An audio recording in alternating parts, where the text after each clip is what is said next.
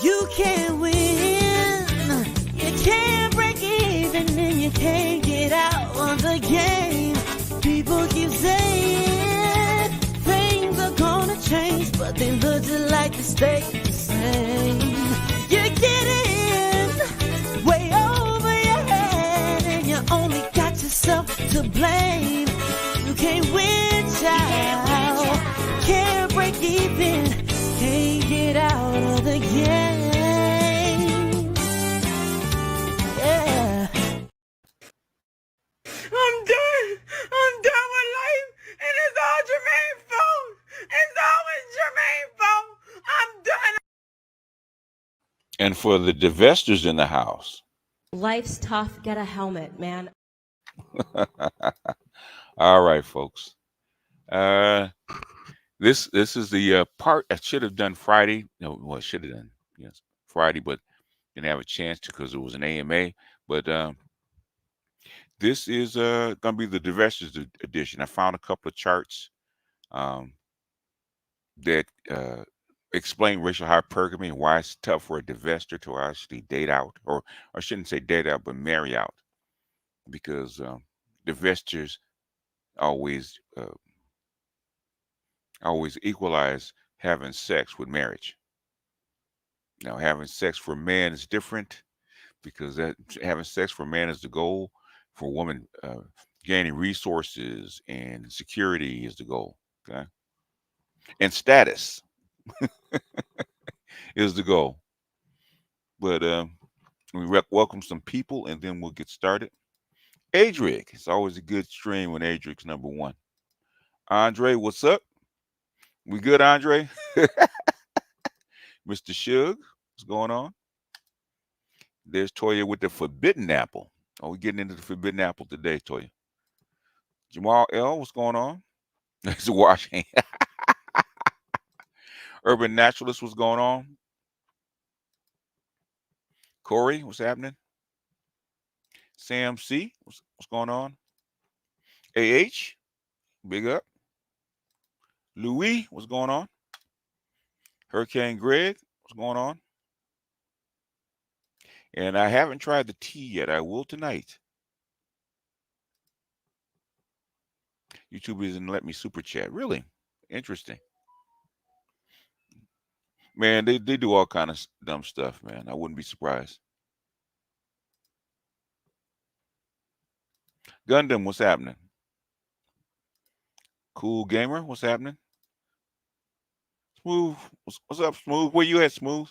You still in the States? You still in hot Atlanta? Ninja person, blue lettuce, red tappy. Oh, green side. Y'all ain't shit. Scorpion Black, what's happening? Anacetus, what's going on, man? Supreme Pivot, what's happening?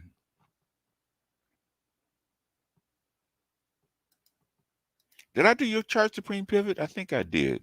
I'm not sure. I think I did your chart. I got to go back and look. Shawnee, what's going on? If I didn't, Supreme, send me an email back because I got to do a lot of charts tonight. JBA, what's happening? I love a good graphic. Yeah, shout out to Callus for the graphic. Shout out to Callus for putting up the graphic. So I decided to use it. Jay Will, what's going on? Jermaine Master reporting in. Heard that.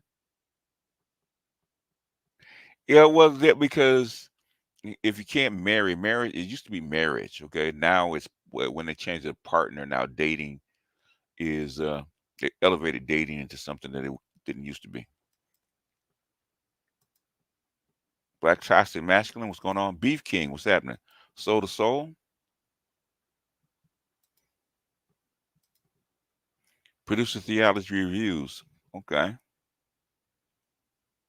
The movie Mons like a Divestor origin story. It could be. I think I saw portions of it. I didn't see the whole thing. A Split Jim, what's going on? Chance, what's happening? Dardar in the house. JT. Night B. What do you have to say about the pro-black community now? I just did a show with the pro-black community. I have no idea what the fuck you're talking about, man. I have no idea what you're talking about.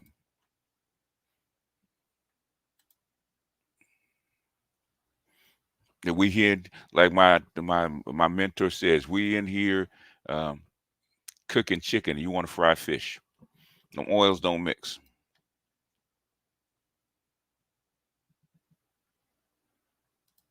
No, Bill, what's up? Detroit, what's up? Artisan, what's going on? Jermaine, Ninja Person, Igbo, MS Delta, and Willer. Okay, that's it. That is it. So we'll get started. Nigel, Ados, what's going on? Even though we know true reparation must be on the federal level, still shout out to Governor Kathy Hochul for signing legislation today. Well, hopefully you get some. If enough, the two biggest states actually sign something into law, maybe you'll get some momentum. That's the same way that same thing happened with abortion. So if that's the momentum, you probably got maybe 10 years if you get enough momentum. John Smith, what's up? All righty then. Now we'll start with one I did I think I did this on this channel maybe a couple years ago.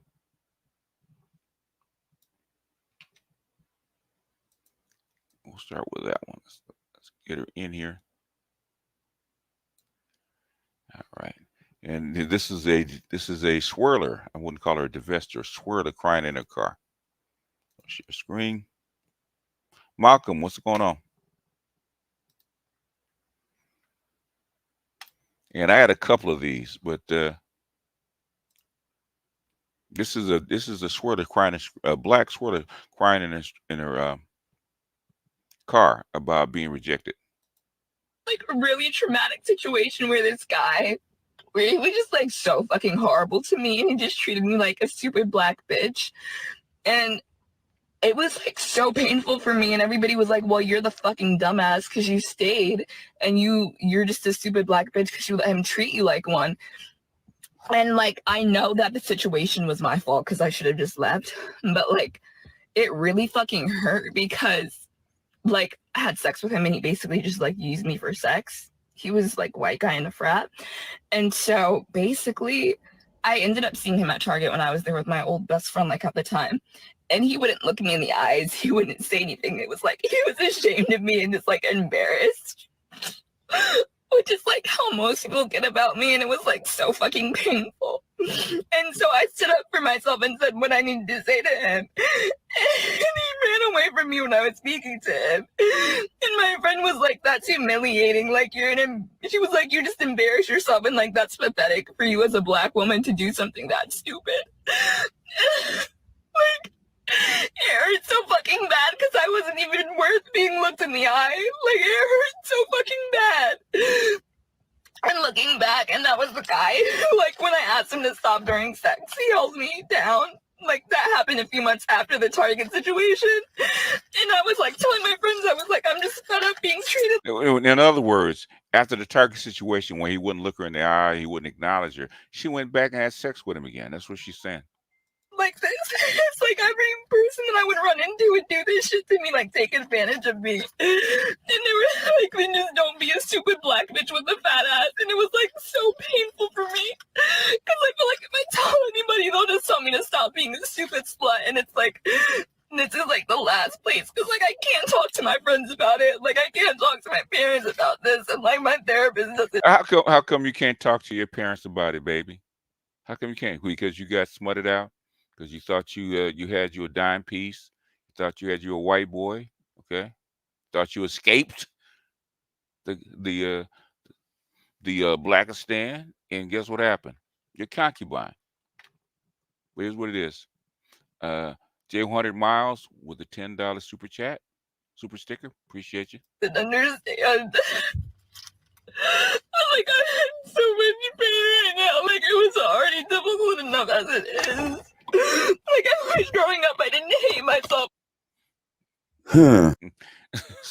So that's the end of the piece. And it's interesting. The thing is that I just wanted to show you that, and I got one more, but I found a couple of charts, um, and because we went over the hierarchy. I remember I think Friday went over hierarchy um, with the social dominance order. I actually showed you where it comes from with racial hypergamy, right? And then we went over the order, and then OK Cupid came back with the same thing. Okay, so the exact same thing that OK Cupid is saying. So she's definitely in need of validation. So say, uh yeah, well, yeah. If you get a woman gives up her body, she wants to be validated for it. I don't blame her.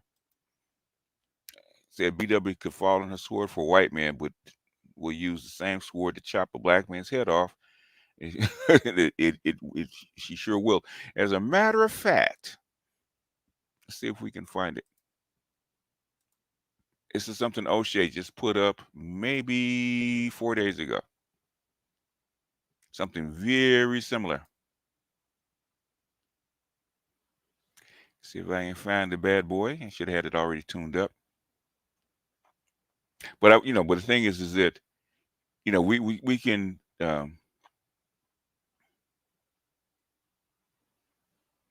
we can actually find instances of it.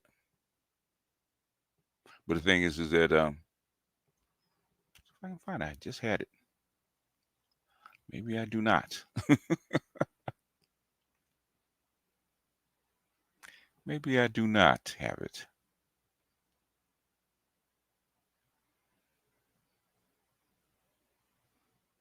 Okay, we'll show it later. We'll find it later.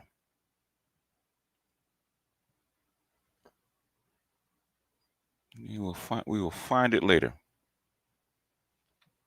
I gotta go look at those shits. Let me go ahead and show you the chart. Okay. Why what we just saw happens.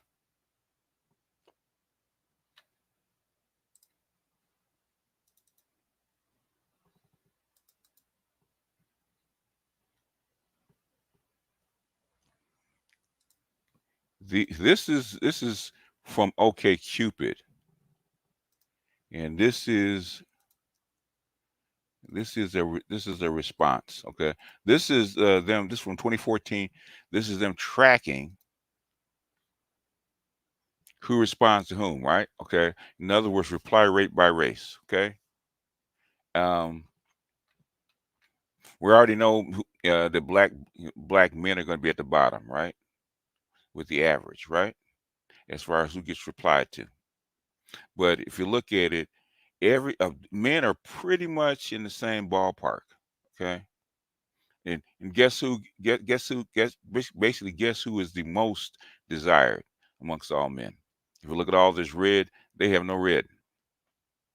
They get to reply to the most. Okay. And if we look right here, okay, with black females, who do they reply to most? It ain't us. Okay. Most uh, most women reply to their males most, right? We in the OK Cupid, we are what? We're last. Get replied to last. And that's according to the black male. Guess who she desires most? Who replies to the white male most? Even the white female doesn't reply to the white male as much as the black female does. That's something that confused OK Cupid at the time, right? So in other words, he's the most desired by her, according to this chart. Okay. Guess what? If you look at the other way, right? White male. Okay. She's desired least by him. Out of all the other women, in fact, hers is the only one in red. If you look at it, hers is the only one in red.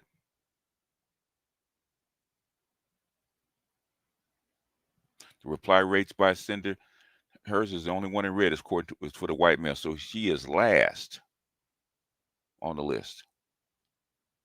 I do believe Asian and females in Asian and white females are actually, equal. And the Middle Eastern, yeah, depends. But black females are last in this. A book checking out is called Yellow Wife by Siddiqa Johnson. It's advertised as the Bedouin's version of 12 Years a Slave. I would not doubt it. But the thing is, one thing is, racial hypergamy shows up. We are the least wanted male by her, according to this chart. The least wanted. And the white man is the most wanted. But guess who's the least wanted female by the white male? That's why you see the girl crying in the car. He'll have sex with her, but he doesn't want her. But he doesn't want to date her.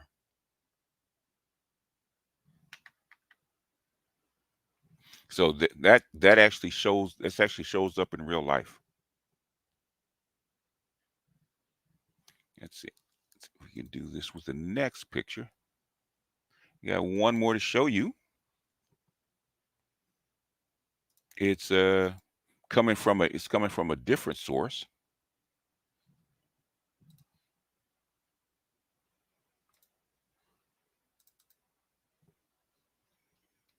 I can't remember exactly which dating site this one is from. Mr. Donnie Mack. Okay, I've seen that one already. Present, share screen. This is, I can't remember exactly which dating site this was from. This is not from OkCupid. And they did this by city. So they took the top 4 cities that they were in, that they advertised to, and they ranked women by desirability. In each city. So all the colors are for New York, Boston, Chicago, and Seattle. And if we look at desirability by rank, okay, who's most desirable? The women. Guess what? The black women are the lowest. If you look at the men, depending on which city, okay, black men could be the highest. I think the black men are because there's very few black men. Black men are the highest ranked in Seattle. Are they lower than whites? If you look at it, everybody's lower than white in all cities. And black men are almost equal in a white city called Seattle. But black women are the lowest in all cities as far as ranking desire. Yeah, I said, I do believe even when you control for, no, now this is college, but the thing is, all this stuff adds up. Where the white men are the most desired and black women are the least desired. That is their problem with racial hypergamy as far as black women are concerned. So that's the Divestor's problem. That's how come they scream at us. Okay, that's how come they shout at us. That's how come they shame us. Says, what did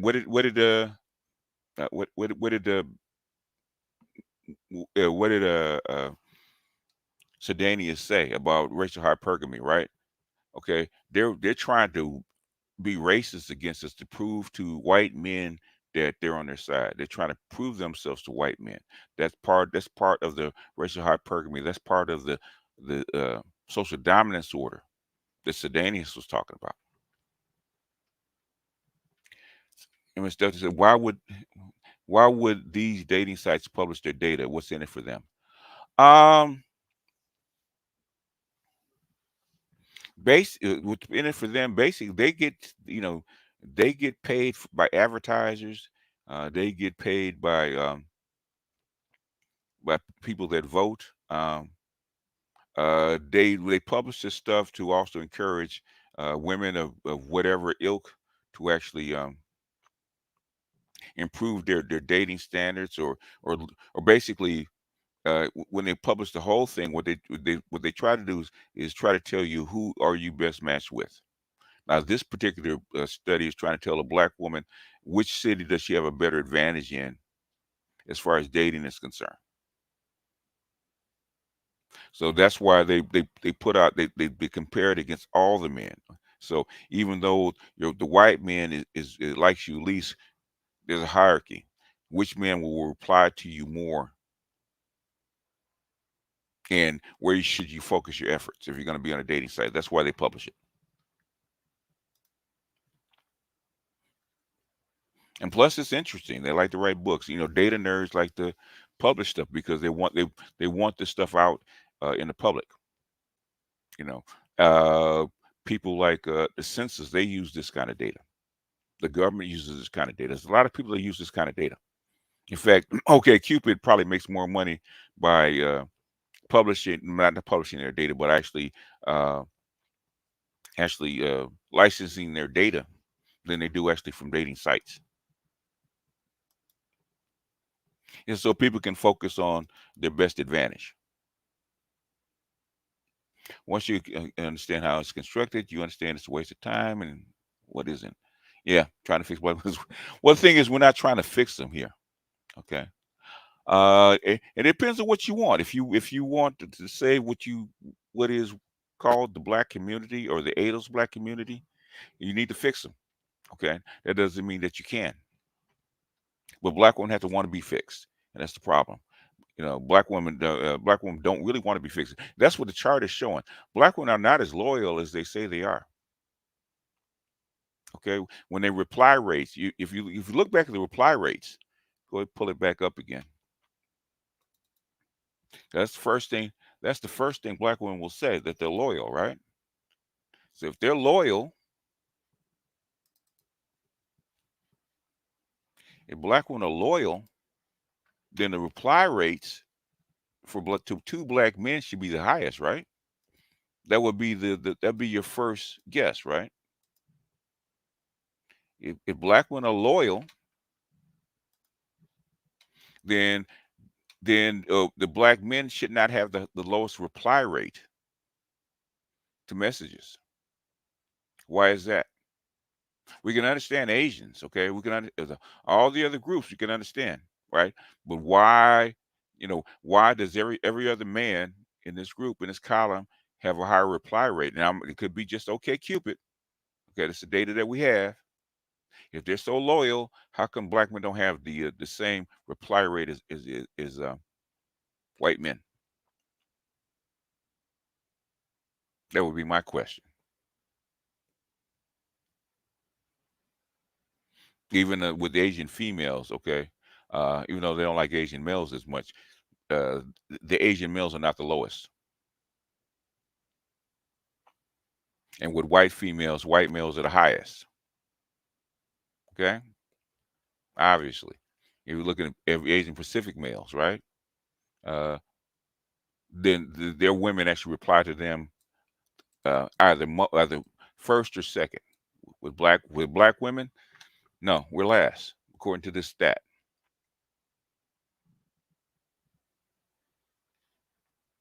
And that's what the data divide was showing. The same thing, that they mouth loyalty, right? They mouth loyalty, but the thing is, what are they loyal to? They're loyal to their options. They're not loyal to you.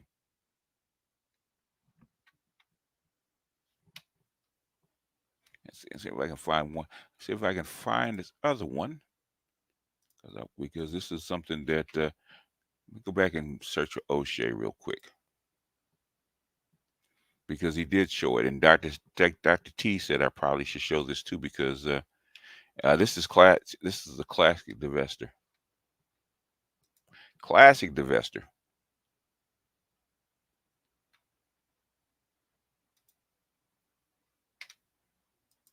Let's see if I can find her. Oh, yeah. Divestor's Tears.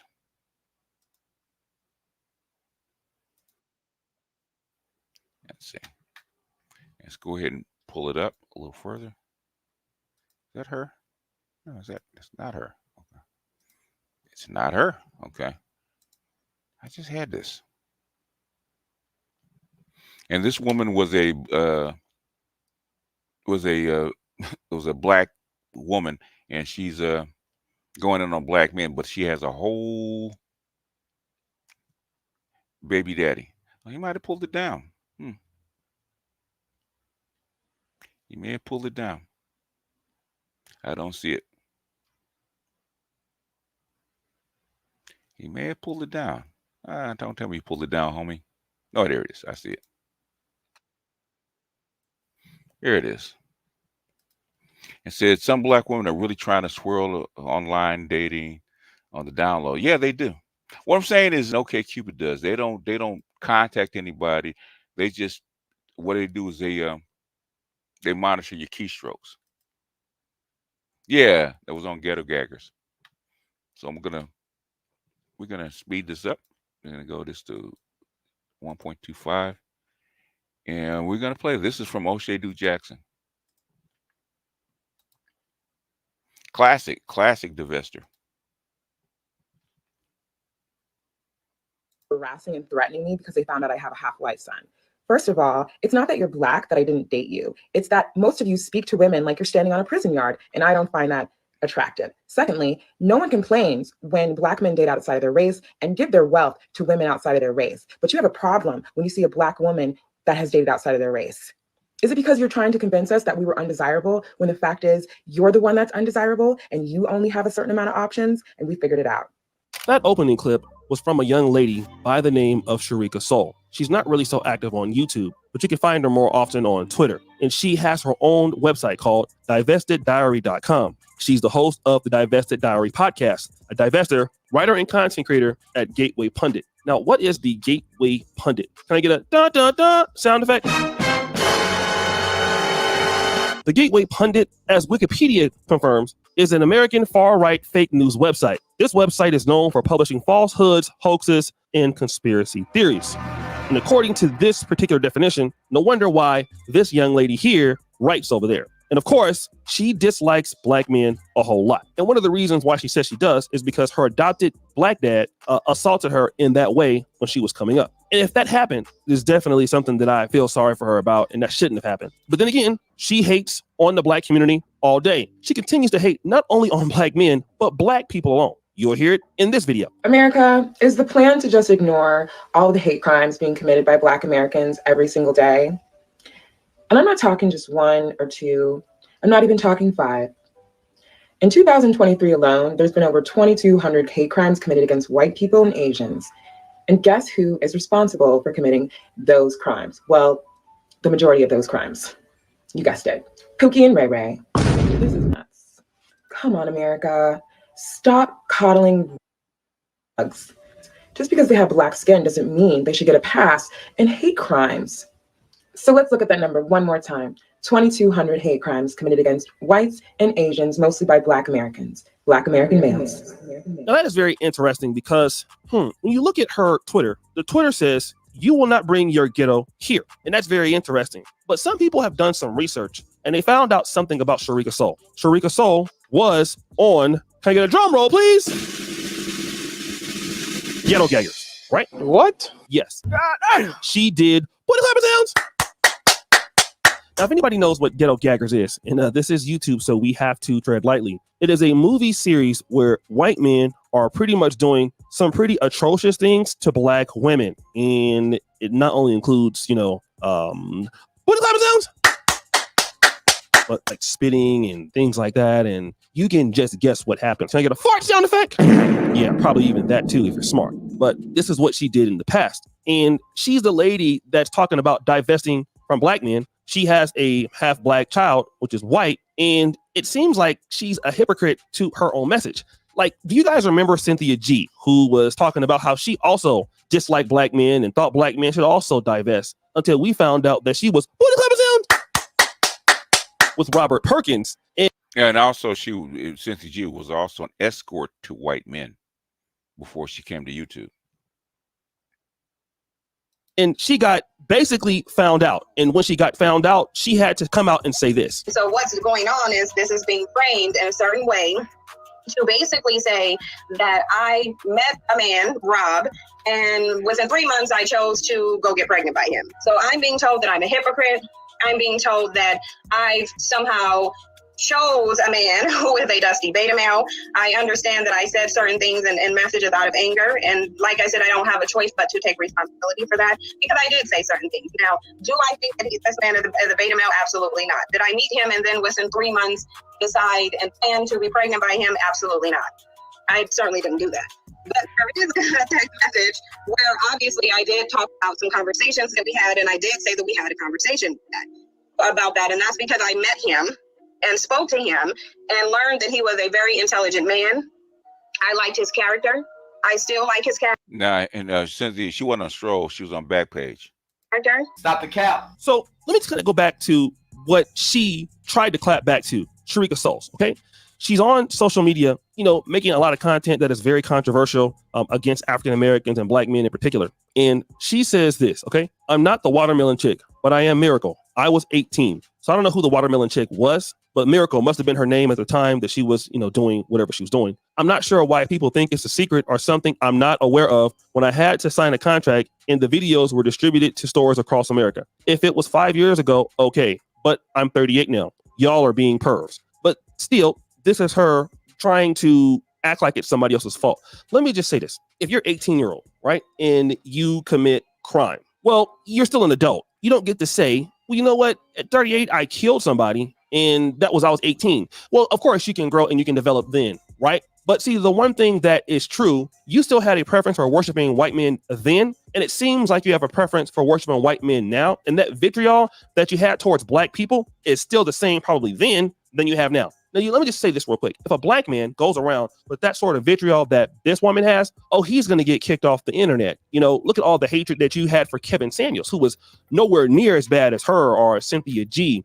But then again, these ladies who go around, you know, trying to kiss up to the other side, and I'm talking about white America, and you have a half white child, and still you seem to still not have a white husband, but you want ladies to divest and become like you. And I just have a question for a woman like this. Do you think they actually respect you? Well, this is probably what you're going to understand. Once that happens, listen to what I'm about to say. You get into a relationship with somebody in another community and you talk down on your own community in the way that you do. And yes, we have our problems. And yes, we are definitely not the strongest that we've been.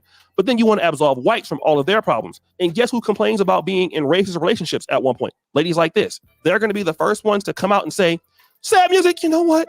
Those white people over there, they really treated me wrong. They really treated me bad. And the reality is that nobody respects a person that really disowns their entire group, especially on the behalf of another group that doesn't really need you. And when you look, she did come out and complain that after talking bad about black men, then the white people coming to her page were trolling her. And she got upset about it. And she called them racist and she started having tears and stuff like that. But racism doesn't exist, right? You don't believe in that crap. Look at her. You look at Candace Owens. You look at some of these people on the right. They end up like basically getting pushed up. And then once they have a crash, they crash really hard. And that's pretty much it. And you never really hear from them again. And I'm going to tell you that she's going to get her Negro wake-up call. Firstly, there are a lot of things that can happen to people in the black community, in the white community, whoever, right? If we all got upset because of something happened with a black person or a white person, we all would have a reason to not love our people anymore. But the fact that this lady here takes all her aggression out on the black community on behalf of something else, and to have somebody convert to divesting to another group, and you have a son, I don't think that you're married, what are they going to get? Let me just talk about divesting and what a lot of ladies don't tend to understand here. When you're divesting from the black man to a white community, here's what you need to be. Any community you're going to go into different from your own, you need to be better than somebody that's already there to be competitive. That's what you have to be, okay? Either you're going to get with somebody that couldn't get somebody in their community, and then they chose you. But if they're competitive in their community, you got to beat them. Let me give you an example. Foreigners, when they come to America, in order for them to get an advantage over an American, they have to. All right. I think that's enough of that. I think that's enough for her. That's not the one, but there was another one that he did play where she was much more forward. Much more forward. But that's the part I really wanted to show you is that what we're saying about racial hypergamy, that's how it plays out. And that's why it plays out. and it's reflected in the charts. And we probably could go back to Jennifer Lundquist's book, The Dating Device. She says the exact same thing in her book about replies and outlooks and how the order the hierarchy of how white men pick their mates. Even what's her name, Bell Hooks said in Ain't I a Woman. She said the most racist thing in America was white men refusing to marry their concubines, marry black women, and allowing black women to get the white man's status. To black women, that gives them instant white womanhood.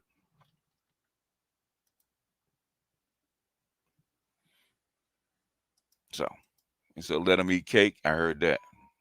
Well, that's what's happening. Don't feed the failures. I think most black guys are on that for right now. Need a flea collar for them dogs. Anyhow, I'll give you guys a few minutes for a response. I think Dr. T's going to he's got a show coming up. I do believe. I don't think he put up this thumbnail though. Let me go see if I can find Dr. T's stuff. But I'm going to put the link in the chat and you guys can come up and holler if you really want to. And we're going to get out of here. I'm going to work on hypergamy. The thing, we got to explain this stuff. The thing is, if you don't explain it to men,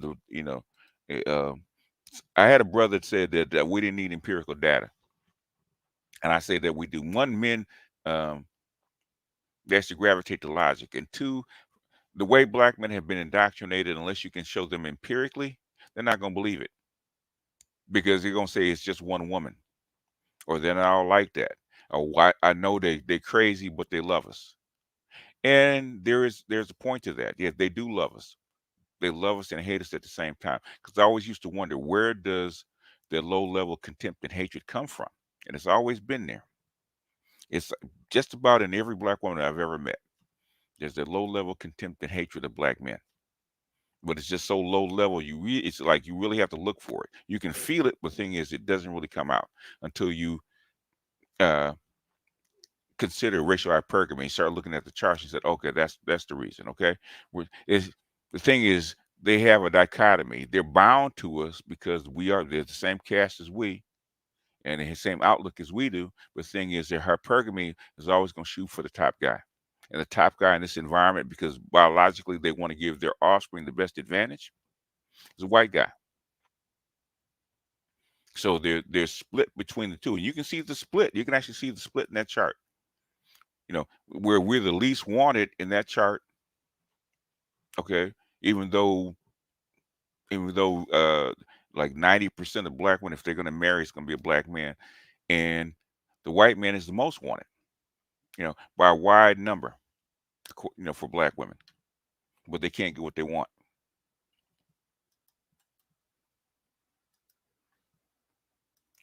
So I'm going to drop the link. You guys can come up for 20 minutes, and then we're going to move over for Doc.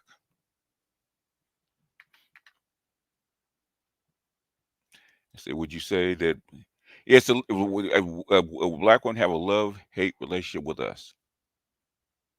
White men fear us, but there's a very good book about, I think it's called 1770 something. I think it's 77 something, where 1775, where it talks about before the United States became a nation.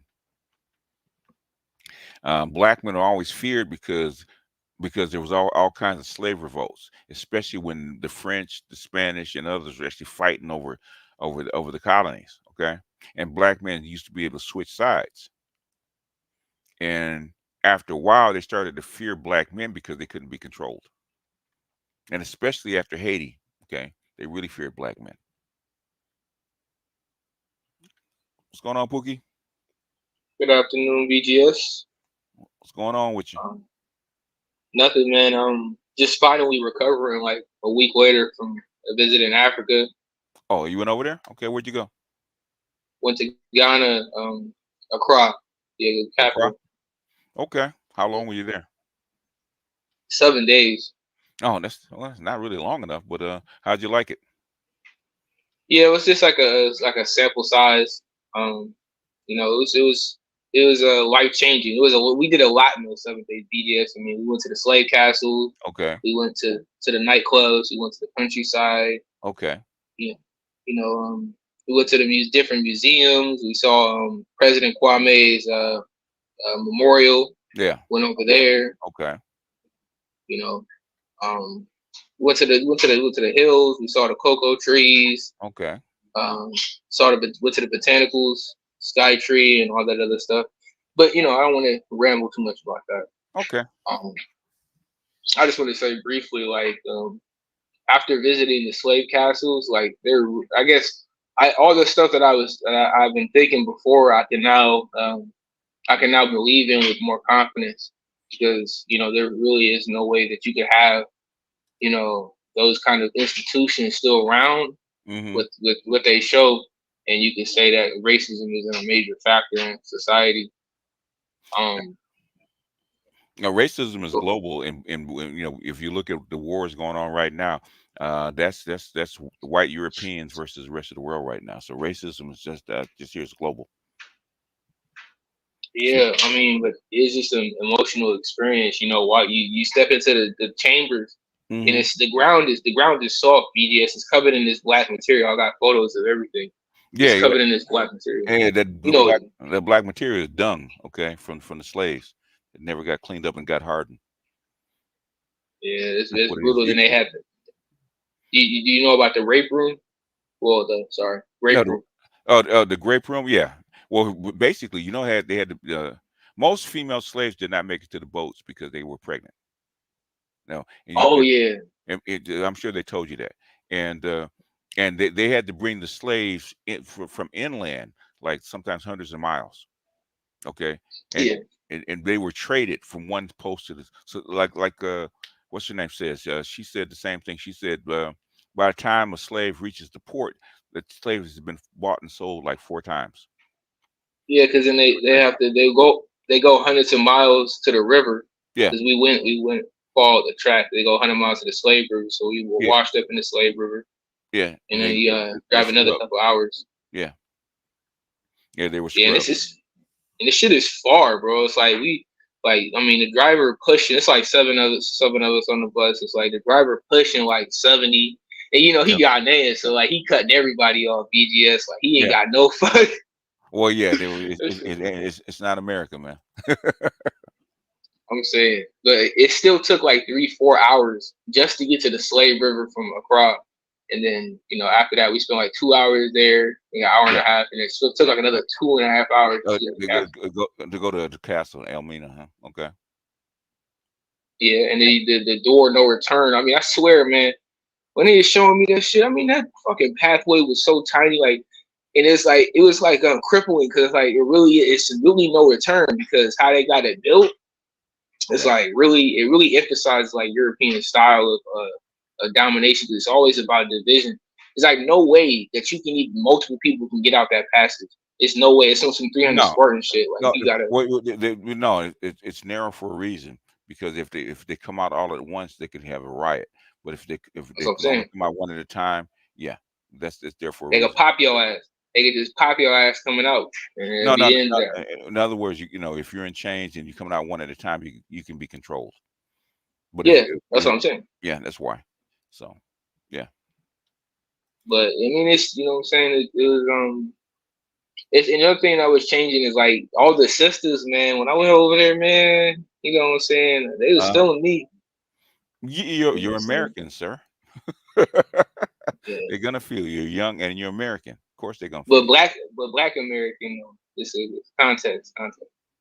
You know what I'm saying? It was talking about our brother height and all this other stuff.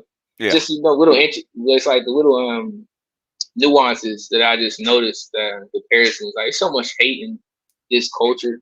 You know what I'm saying? And for a long time I really had questions and was conflicted about it. I really thought, based on perspective, people believe that people really are made this way, but now that you get to see it, and it's like all this stuff that you were talking about, socialization, is like evident.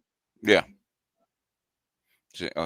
Elder says anti-black racism only works when the non-black parties have black women's participation. I know it sounds crazy, but But here, 10 years later, after warned of the black woman's white racism betrayal is mainstream. I have no idea what you're talking about, man. Elder. I have no idea what you're talking about. Right. Where did that even come from, brother? I have no. I don't know. I don't know. You know, it's probably more context to it. I just don't understand what it is. Right. You know, and the other thing was like, I can't lie, either like BGS, I was still on like for the first couple of days in America, I ain't gonna lie. I mean not America, in Ghana, like I only had like 3 hours of sleep because you know that that flight was 15 hours. Yeah. My ass was whooped. I was pissed off a little bit, and then you know I'm still in this American mindset, like so I'm being muggy. I ain't gonna lie, I'm like doing the tradition. Why are you pissed off? Why are you pissed off?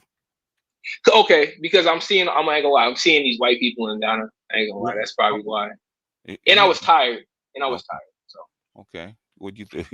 White people can't travel. They've been in Ghana for 500 years.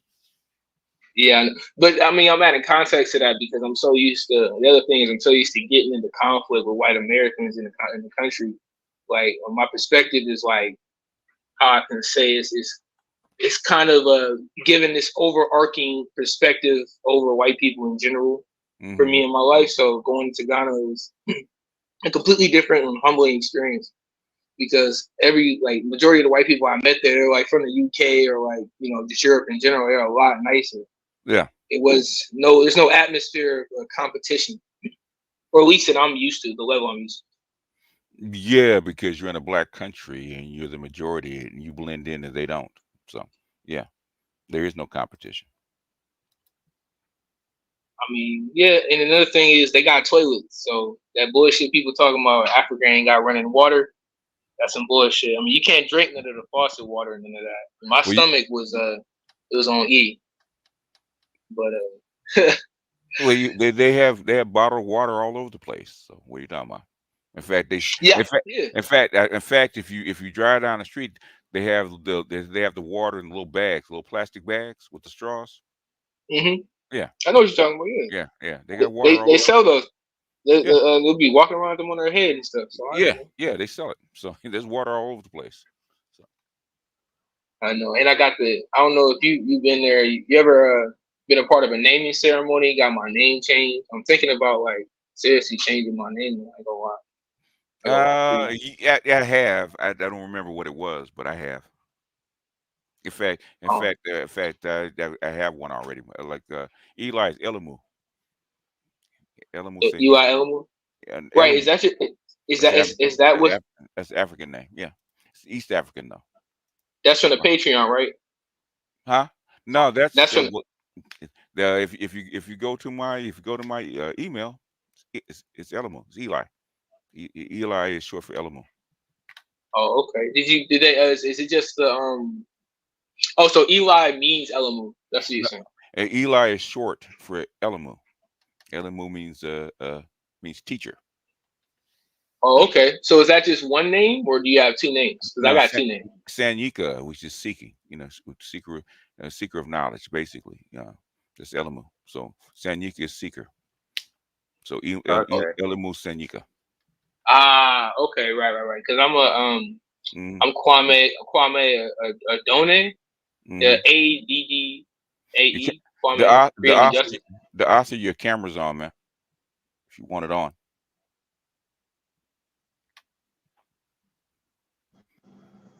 Mine means freedom and justice. Okay. All right. Y'all jump in because we only got maybe 10 minutes. Yeah, but go ahead, brothers. I just want to. It's just very important. Oh, okay. Yeah, I'm glad. But weak is not enough though. Yeah, I said that too. Because I was whooped, man. And I was in the club. You should have seen me, BGS. Like I was good for I had that white in me for like 90 minutes, and then I just crashed. Yeah, I was in there slumped. yeah. That jet lag is no joke. The homie had to pick me up, but it's all good though. Yeah. I just wanted to comment on the fact that it was just hilarious. The fact that, like I said in the comments, I've seen that video before. I think that was on your Black Pill Gnostic channel, where it's like she got disrespected, but yet she still goes back for more. Yeah. Well, yeah. She's bought in. Yeah, that's that Sally Hemings gene. And then also about like that Cynthia G situation, it's like she used to be an escort, so that kind of makes sense why she hates black men so much. Cynthia G, we don't talk about it, but Cynthia G had a lot of issues with her father. Her father was very abusive. Her father was a professional boxer and really abusive. So there's a whole bunch of stuff between her mother and her father and what went on because they came from California. They went to Las Vegas for his career. And a whole lot of stuff went on there. And then her mother broke up with her father and went to Seattle. So she's damaged goods. I'm not gonna talk about her whole story, but yeah, she's damaged goods. There's a reason that she hates black men. A good one. Okay. That would also be a reason why she was an escort. But the last thing I wanted to say was she's an escort to make money. Most damaged women go into sex work. Yeah. And the last thing was that other chick that people were saying was in ghetto gaggers or whatever. Like, I just find it funny that when she was all dolled up and had her hair done and shit and talking all that shit, like she was looking one way, but then when she's crying about like racism and stuff, she has her fro out. Yeah, she got it has a different wig on. Yeah. You ever seen that ghetto gaggers thing before? I've seen the series. I haven't seen that one. Why? Yeah, they really disrespect. I don't know. I would say it's a white supremacist site, man. They really, it's not a normal like a porn type site. Like, back in the days when I used to check out the sites, like they really have them degrade themselves to a really low level. Like, well, I mean, it is what it is. One time. And stuff like that. I mean, yeah, you can't go on that. I mean, I know she probably has some excuses for the past and things of that nature, but that's something that you really can't turn back from. So I mean, and you do have therapy sessions, like people she could see for that shit. Yeah. So I mean, most chicks like that before they even go to that site, they're already broken up, even before they sign a contract.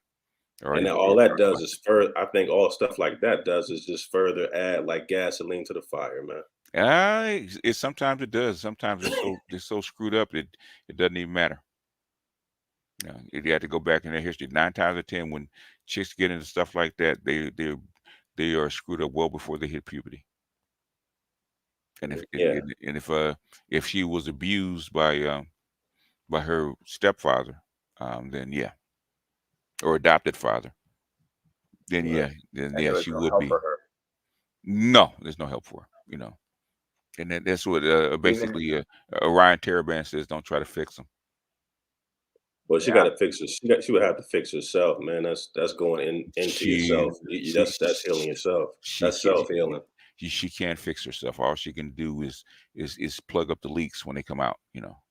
I've been with chicks like that. All you can do is plug up the leaks. They can never be fixed. Well, we couldn't do anything, but I think that the type of thing is that if you believe in yourself, they can do it. As long as she's breathing, bruh, she could improve. Bruh. They're so damaged. All they can do is stay stable. They can't be fixed. It's impossible to fix them. Okay. I dig your opinion, man. But I mean, that's kind. I think that's kind of like giving them an excuse because if you tell them, hey, look, you can't be fixed, then she's gonna continue to do what she's doing in terms of talking the way she's going. I'm not talking for them. I'm talking for them because. Okay, listen to me, man. I'm gonna get real firm with you right now, man. Because I've been with chicks like this, man. I've talked to pimps, right? There's a reason that chicks like her need pimps. Okay. Oh yeah, I came up in the inner city. Can I finish what I'm saying? Yeah, yeah, I've been there. Okay. I've dated them too. I'm not 2 or 3 years old. Listen what I'm saying. Listen what I'm saying. Listen what I'm saying. More last listen to what I'm saying, sir. Okay. I hear you. Okay. The pimp will tell you they can't be fixed. Okay. Your psych will tell you they can't be fixed. Okay. I tell guys to avoid these kind of chicks because what guys will try to do, guys will try to fix them. We'll try to work with them. Okay? Oh yeah, no, I would never do that. Check out Joe Smith and Keisha. Okay. They cannot be fixed. I don't care how much money you have. They can't be fixed. Yeah, I would never do that. I'm talking about for her own personal spiritual journey. I ain't talking about a person coming out trying to fix her. She can be spiritual, but just like any spiritual journey, right? Okay, any spiritual journey. If you ever been on one, right? You learn to live with the damage. I'm on one now, brother. You learn. You should be on one too. We should all be on one. What does BGS stand for, sir? I'm saying that's your name, bro. You know. No. It ain't mine. So Black. It's not my responsibility to know what it means. Okay, if you're gonna talk over me, fine. We don't have a problem. No, you the one talking over me, bro. I can't say 2 or 3 words. You're talking over him, man, on his channel. Yeah, I get it. It's his channel, but I mean, he wanted us to come on so we can have some dialogue. No. I want to come. I give people. All right. You want to talk? All right. Okay. Peace out. All right, man. I'm gonna tell you something. This racial hypergamy thing isn't just relegated to ADOS folks. You see this throughout the Caribbean. You see this throughout Latin America, and you see this in Africa. I'm glad I saw all this coming up in the 2000s and shit. And again, I knew this way earlier because growing up, because I grew up in the Middle East, I've seen interracial couples. There's a picture I remember.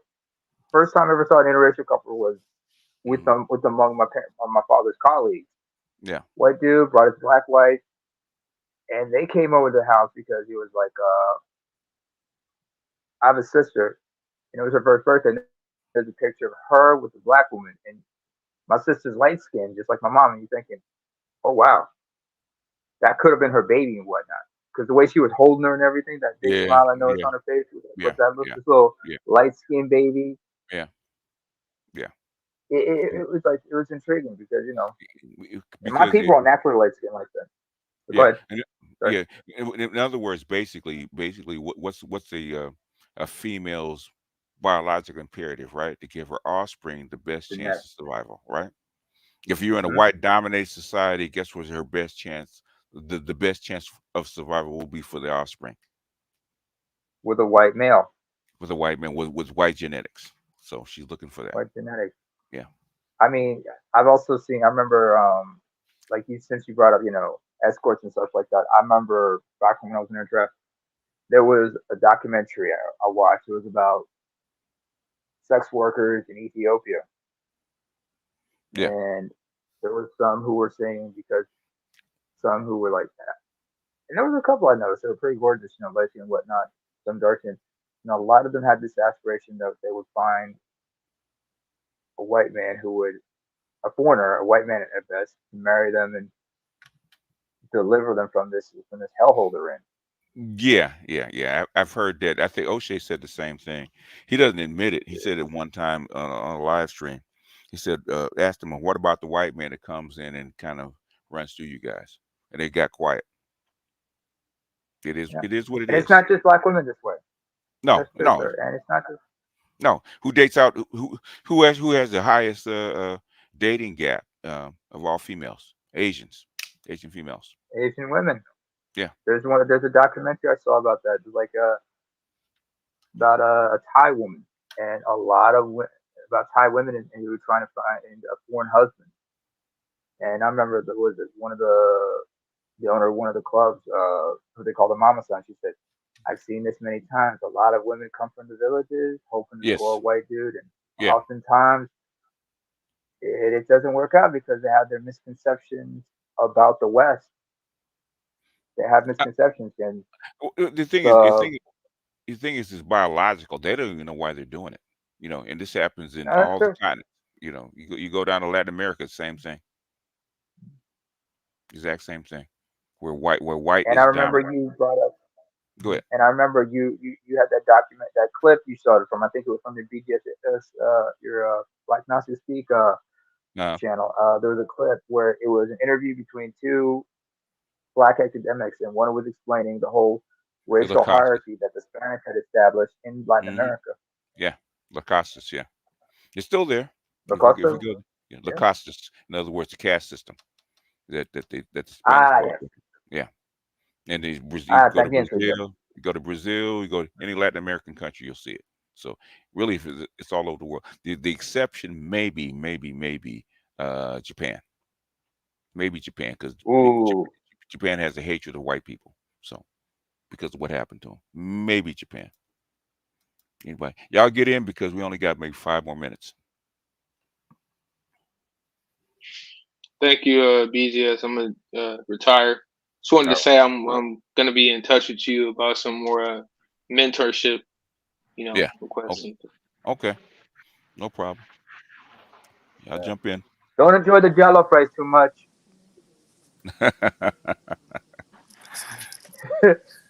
Oh, you know I ain't lying. Well, basically in Ghana, man, it's the fish stew. That's what they love, and that whatever that pasty stuff is, man. Is it fufu? It might be fufu. I can't remember what it was. Yeah, it might be Fufu. yeah. Is it in soup? I will give you. It's a soup, but also the kind of white. gummy bread that they eat. Yeah. With. Yeah. That's fufu. That's fufu. Okay. Yeah. Yeah, fufu. Yeah, man. Like it. Everybody makes it a little different with the soup. Everybody makes it a little different. So yeah. The fish soup and the fufu and the fufu and the banku. Okay, yeah. Oh, somebody knows what you're talking about. Okay. Yeah. It wasn't cooked right when I ate it, and I got sick. So. Oh damn. Wait, who cooked it? It was at a restaurant. Believe it or not, it was at a restaurant, and I got sick. I said I ain't touch it for the rest of the trip. So. I don't blame you. Yeah. You gotta be careful. I just had a neighbor, like, he had me try some fufu, but it was like octopus and something else.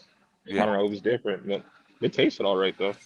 Oh yeah, well, when the stew can be any kind of seafood, and they stew it up, and then they give this gummy ass bread. Yeah, and Nguzi. Okay. So I don't know what it's called. Somebody said I had to go. The goat is not bad. I think the goat is better in Jamaica. Yeah, yes, it is. Yes, it is. Yes, it is. Yeah, curry goat. Yeah, the Jamaicans make better goat.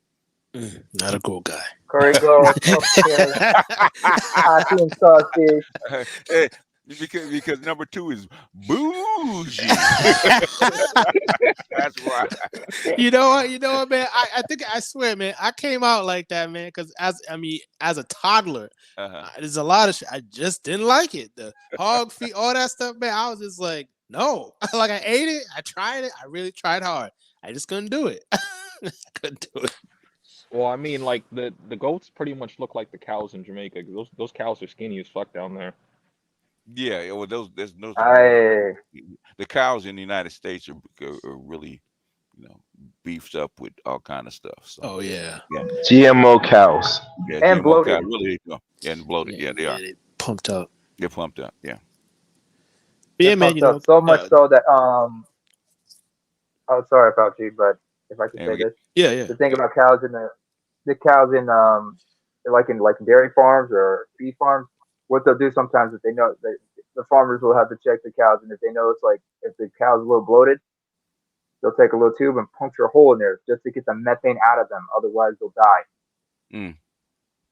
And sometimes they'll bring they'll burn it, and they'll bring a little lighter with them to burn the fumes out of there, make it easier to get the gas out. It's really fucked up. Yeah. We do all kinds of stuff to our animals with the feed and everything to fatten them up. So, so if you see a skinny cow, they don't have all the GMO grain and stuff like that. So, but the thing is, you have to feed 300 million people, so you got to do something. Yep. All right, folks, get it in because we only got a couple of minutes. Yeah, I mean, I came up just say again, you're working overtime. You work overtime, but I don't think a lot of and I don't care if the guys dislike, I guess because they dislike that I don't dislike you.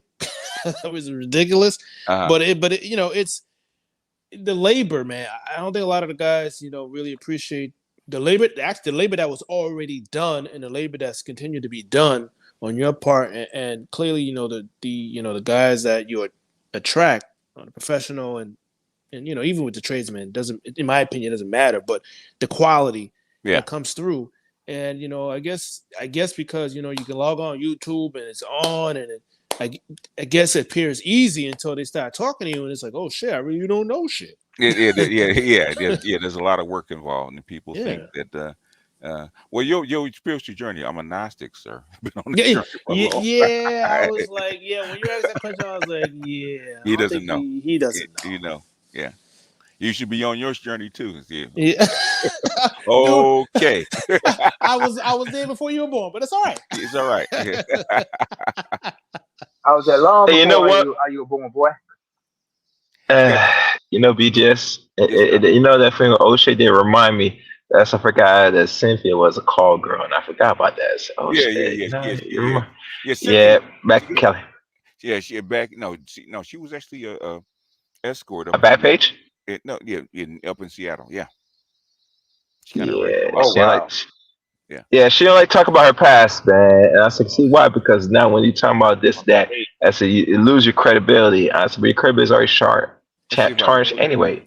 Well, can find it. The well, it's picture. crazy because what they're doing is if you can't get again, I understand basic their basic biology. They want the best guy in the environment, but if those guys are blatantly rejecting you, Yeah. why would you it doesn't make any sense for you to put down your counterpart. It makes sense for you guys for you to get together, you be your best self, he be his best self, so you guys move up, and the next generation is better. That would make sense, but the It makes problem is yeah. they're too indoctrinated, and when you try to tell them you hate Well, black women, it's and crazy. they have to fight their biology, and that's the Yeah, problem. exactly. Yes. That's the biggest problem. They have to fight their own biology. That's what I was trying to show. It's well, racial hypergamy. That's why it actually explains racial hypergamy, right? It's because hypergamy is biological. Okay, Yes. it's something that they can't fight. Okay, Yes. it's embedded in them, and it comes out. The thing is they can't fulfill that goal. They take it out on us Yes. because they're attached to us. They said that's why I say if we could take over and dominate white people, then it would actually be this certain circumstance. We can't. Exactly. Yeah. Well, that's too bad. That's too bad for them. Said, wait your turn, like Uncle D said. Wait your turn, bitch. Well, they have to. But the thing is, the thing is, really, it's not about them because we're not trying to Exactly. change them. Okay. The thing is, what we're trying to let guys know is that this is what's going on with them internally. Okay. Yep. So it's not their fault. It's not your fault. The thing is that this is what it is. Okay. And then you have to make your choice. If you want black women, you're gonna have to put up with it with this dichotomy. Okay. With this conflict that they have inside. And you have to make peace with it if you're gonna be with them. And stop believing that they're the most faithful. They're not. Because independent data show them that they're not. If they could, Yeah, if they could, they would be with a white man. If a white man would accept them, they would.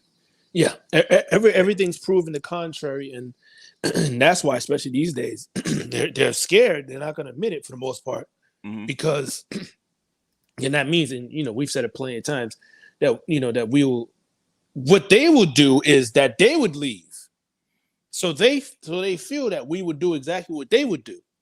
Yeah. Clearly, but we're not. Generally speaking, we're not doing that. It's really a small percentage. But as usual, they use the exception for the rule and say that all black men do it, or the majority. When it's like, no statistic it shows you that it shows you that's happening. All the data, all the data, all the books, all the writings show the exact same thing, right? Yep. The thing is, with empirical data, you can't get past it. Okay? Yeah, that's why I love. That's why I like my numbers. Let me read this. This is for Jonathan Majors, the Black Masculinist. Truth is undefeated. I'm going to say this, and I'm going to let Mr. Z up and real quick. I'm going to say this about dating a white woman. I've said this from the very beginning. I went to white schools most of my life, right? What black guys have to understand, okay, if you get in a relationship with a white woman, you do not have the power. The power lies within her. And she has to bend over back, make sure that she's 10 toes down for you. Because if anything goes awry, white men with guns are going to show up at your door, okay? What Jonathan Majors failed to remember that I don't care how much money you have, sir, or how famous you are, sir, in America, she got more power than you. All she got to do is pick up a phone, okay? She didn't even pick up the phone. Like I told you, he kind of remembered it when he got out the car and started running. He said, "Oh shit, okay, I got to save my career." Yes. I told everybody from the very beginning, okay, he did not hit that girl in that car. Okay, he didn't beat her up. He said once they got into a tussle, he remembered that she was white and he's black. Got out the goddamn car and hauled ass. And start running like Running Man. Run, nigga, run, run. I told you what I didn't know that she was running after him. That's what I didn't know. Yeah, I couldn't believe that. Yeah, That's amazing. that bitch chased him down. Yeah, well, because she knows she's not gonna get another dude like him. Yep. And she just fucked. And not only that, she sucked black dick. She's now for the streets. Thank you, sweetie. Now go back to the white trash. Calm down. I know we're a little loose here, but calm down a little bit. Oh yeah. But you get it. Yeah, he would have been smart to have talked to the his elders, like, I don't know, Eddie Murphy. Yeah. Eddie Murphy clearly been with good looking white women. That's somebody. How you been doing that for decades? Hold on, man. How have you been doing that for decades? And like your reputation is, for the most part, is good. Yeah. So you're not gonna reinvent the wheel, man. Just talk to the guys who successfully done it in your field. Eddie Murphy, for in his situation, is one of the guys. Yeah, that's what I would have done. Yeah. He forget. But I always tell black guys, if you're gonna be with a white woman, got to remember that she can call down, rain, make you Emmett Till in a heartbeat if she wants. Yes. Because black guys do not like white guys do not like you messing with their women. They do not. They don't want. They don't want to compete with us. No. Like, I mean, I see it in corporate. Like, you are a threat. Like, again, because I'm single, and the women do gravitate, but like I keep my distance. Mm-hmm. But it's like, if like they're always trying to find a way so you can't make a move up. Like, always. Yeah. And this is why I tell guys, there's no days off, man. If you are not anything similar to them, like, there is a glass ceiling for you, man. Yeah, there is. So don't listen to these like, black women. Like Jim Sedanius is telling you, what do they try to do? There's a reason they try to take away your resources and stuff like that, because it's a competition. Okay? Yes. Yep. Got to remember that, okay? And I know brothers don't want to believe in racism, whatever it is. The thing is, it doesn't matter. Any society is going to have a hierarchy, right? Yes. And they're going to do the exact same thing. I don't care if it's all Chinese, okay? It's a hierarchy, okay? And they will do that to what they call subordinate males. Oh, they're lucky they're here in America. You think Africa will do that? Oh yeah, they do that. They go to the continent. They do it on tribal level. Yes. Yeah, you do it. Go to the continent, and you're not part I'm of it. asking a question. Chaos. Got to calm down, man. Can't interrupt us. Come on. Impulse control, please. Go ahead, Mr. Z. Thanks for having me up, BGS. I think Jonathan Majors is running. Jonathan Majors is running into the wall of the difference between money and power.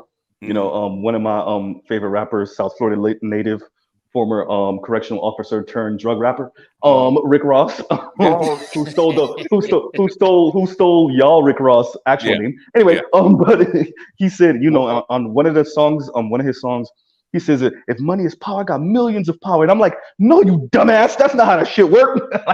Right? So it's like it just speaks to the difference between money and power, and that black people run into the wall of power when they have money. What is it? Quincy Jones said this to Zoe Williams once, where he's like, I love what the way he speaks about hip hop. I love what the hip hoppers are doing. Get your money. I love that they're getting their money. I just want them to find out how I want them to see the limits of their money. Mm-hmm. And if anyone would say something like that, it would be Quincy Jones, who's been in the game for literal decades, who would know the limits of money when it comes to power. That's number one. Number two, the Swirler Divestor thing, that's why I've been speaking on it the way I have been. It was just to emphasize the hierarchy. And you don't got to believe in racism, it believes in you, right? So black women, Latina women, Asian women, they're on the chase, and it's definitely understandable.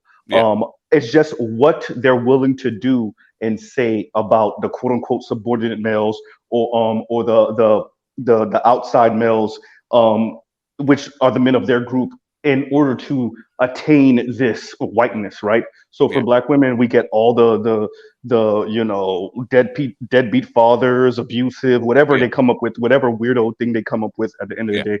And you know that I think that's what you showed here. And it was funny that you brought back up homegirl with the frat bro, and that she actually admitted that after she was embarrassed by him, she went back. She went back, and basically he held her down and semi Took it. Took it, and that speaks to an insane inferiority complex. But as I've said before, if you're attempting to play the lottery, and you got to know you got to come up snake eyes 9 times out of 10. Shit, more than 9 times out of 10. 99 Exactly. tens out of 100. And that's all they doing is playing the lottery when they trying to get these white dudes. That's what it really is, you know. So looky here. Hold on. You guys keep talking. I just want to show. Oh yeah, but that's all I was. It's a lottery game, right? And I get it, right? Yeah. Oh, is that Miss Cynthia G? That is her prior to. That is her prior to YouTube. Yeah, you see. Oh yeah, she had to thin that waist down, didn't she? Yeah. Oh goodness gracious. Oh yeah, she got the look.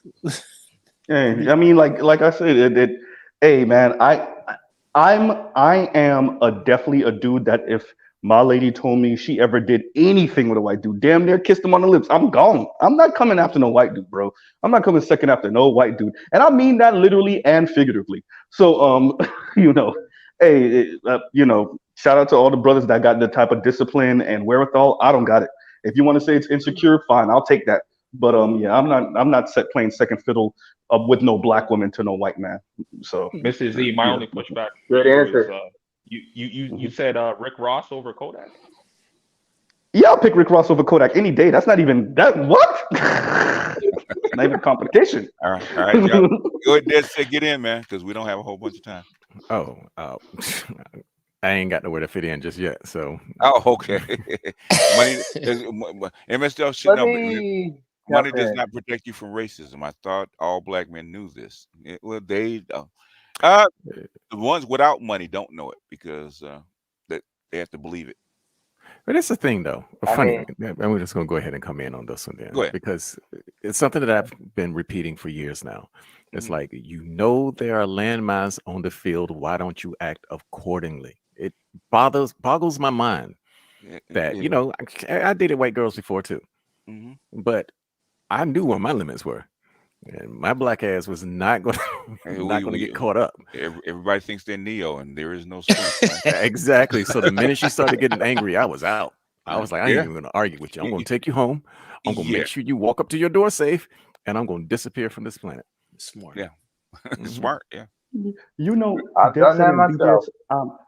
You know, I snooped into our resident, if Trell's in here, our Chinny, our Chin friend, that's what we call Yanni, Chinny, right? And I checked out Chinny, and Trell be killing me with that. And I read through her post because she posted the Jonathan Majors thing, and you know the sisters are having a field day with it, and they dancing on it. And I'm like, did Jonathan Majors ever say anything disparaging about black women? No. Did he ever say anything about it? That's exactly my point, y'all. Right? Did he ever say anything about? Did he even pull the? You know, when I was younger, they weren't really checking for me, so you know, I had a complex, and then I started dating white girls, and he didn't even say that. So to dance on his misfortune, I have a real issue with black people dancing on other black people's misfortune just because they not living exactly how we want them to live, even if they didn't do anything or say anything detrimental about us, just because. Like if and I'll end out in 10 seconds. If Jonathan Majors would have ever said anything, it still wouldn't be excusable, but I would understand. But the fact that just because he was with a white woman, that's cause to celebrate his downfall. You know why black women hated Jonathan Majors and couldn't wait for him to fall down.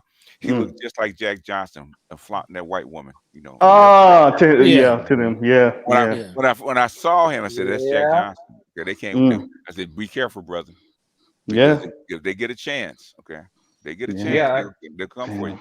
Yeah, because he's you know, he's not Michael B. Jordan, but they hate on him too, and he don't say shit about black women. Yeah, but he's dating them. But if you look at you know, Michael B. Jordan is you know, he's kind of raised in a suburb. But if you look at Jonathan Majors, man, he looks like a Jack Johnson, right? He doesn't look right. This big robust black dude, man. This little skinny blonde-eyed, blue-eyed white girl, man. They see anything that's not them. When you end up with anything that doesn't look like them, they see it as a personal attack on them. It's as if you tap them on the shoulder and be like, "Hey, black women, you know you're ugly, right?" Like that's how they're rationalizing just you walking down the street with a white girl, and that's crazy. I've had so many black women tell me that they think that I only date white women, and when I say I've never dated a white woman, they're like, "Oh, good. Oh, stick with the sisters." Like it's just to me, it's just hilarious. It's just hilarious. You should continue and ask them, "Have you ever dated a white boy?" No. Have you slept with a white boy? Oh, yeah, good. Yeah, that's even better. Dated. That's even better. You're gonna lie. I said, no, I never dated a white boy. Have you slept with a white boy? Yeah. I've actually seen a comment on it was on Ed's channel. Somebody made a comment. They're just like, black women are celebrating this Jonathan Majors incident here because they're acting like this is going to discourage black men forever from ever talking to another white woman again, which is the goofiest shit that I ever heard. But it makes sense that they would think that way. Well, what I'm thinking is that not only were black men looking at that, white men are looking at that, because I saw some of their shows come up and they were like, what the hell? Yeah. Even, I mean, this is why the internet will expose us all. The public dancing, the fact that this was a public lynching and everybody saw it. Even the white dudes are like, "Whoa!" I'm with Dead Set on this. Even the white dudes are like, "Really?" Like, right? So it's I think men are really taken back by like, okay, so what can happen between a man and a woman and he won't be buried?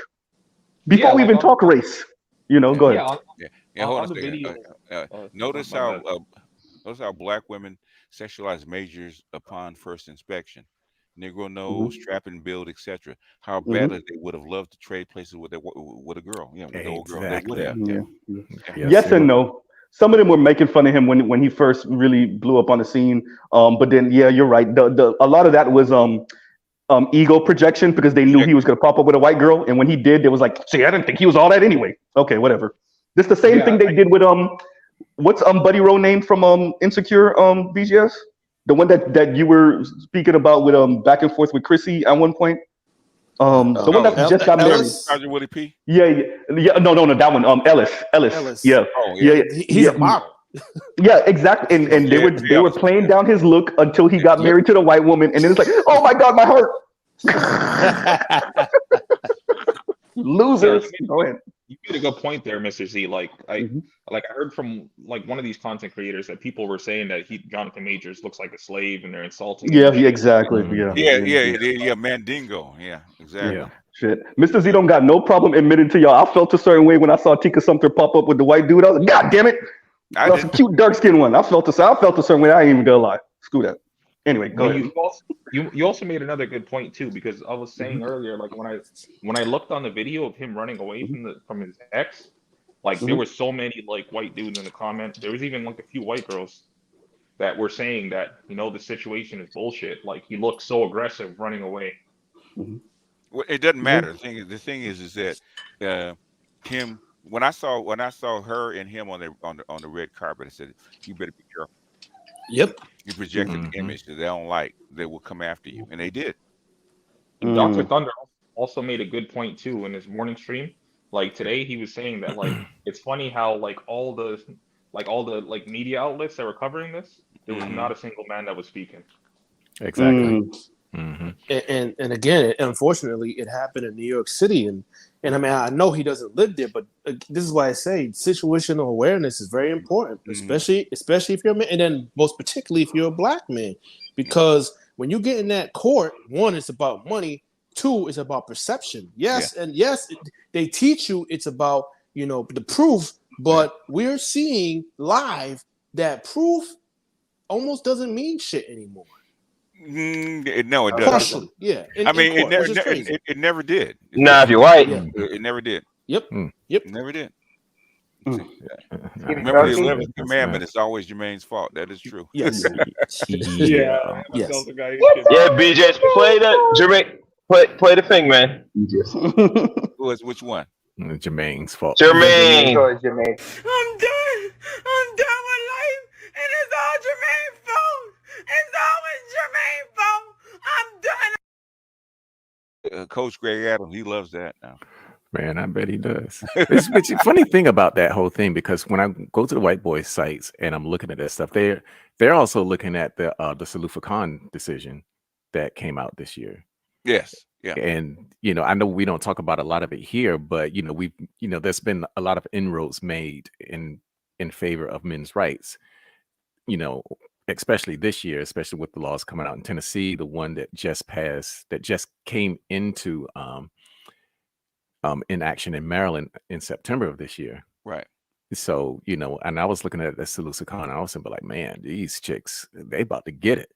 So Well, this yeah, is a little victory. and I think, and this is the thing, I'm noticing that there's a lot of more red pill white women popping up because they know that feminism, as it's stated, is not going to work for them.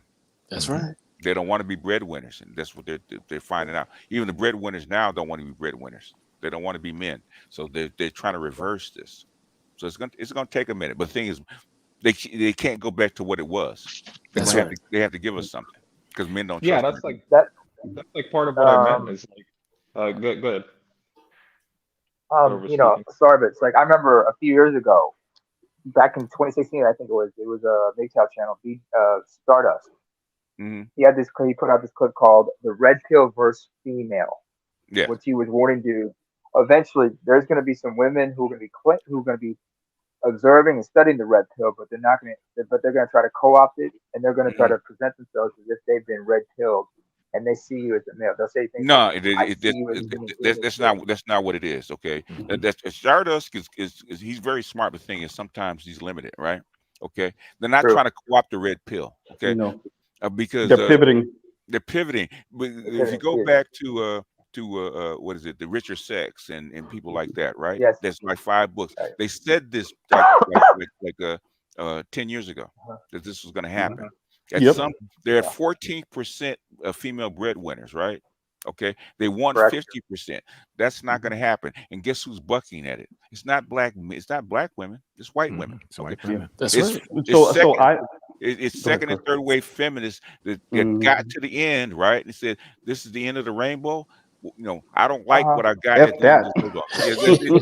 They said F that. No pot of gold for you. Well, no, there is a pot of gold, but what they have to do and what they have to sacrifice to get it. The fact that the majority, and this is what Anne-Marie Slaughter was saying, you got 15% of women that's going to be superwoman. They're going to have it all. They're going to have the husband and the power couple with the kids in the private school, et cetera, et cetera. And all the other women who even if they could get there, what they're going to have to sacrifice to get those C-suites, for them, it's not going to be worth it at the end. So that's why white women are pivoting. Black women aren't pivoting well. A lot of that is ego. A lot of that is that, they're for some of them, they're not, how am I going to say this? I don't know if enough of them are in those positions to even understand that. And then if they're willing to sacrifice that. So white women are reaching those positions and seeing what it's costing them. And they're like, about that. No. And like what did Susan Vinker says? Everything's cool until the children come in. Yep. And everything changes. I could tell you right now, the statistic for you to, especially C-suite, is basically less than 1%. Yeah. So again, they are very delusional. And then 2, they don't look at money and resources like men do. Like when we do it, we share with those who helped us get there and those who are competent and honest, and obviously the family.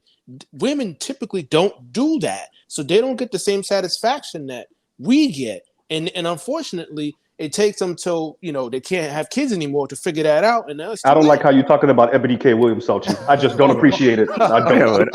On the issue of black women, though, I don't think black women have the culture or even the fortitude to make those types of pivots, because first of all, the black culture doesn't have the background for it. White women, they've got it.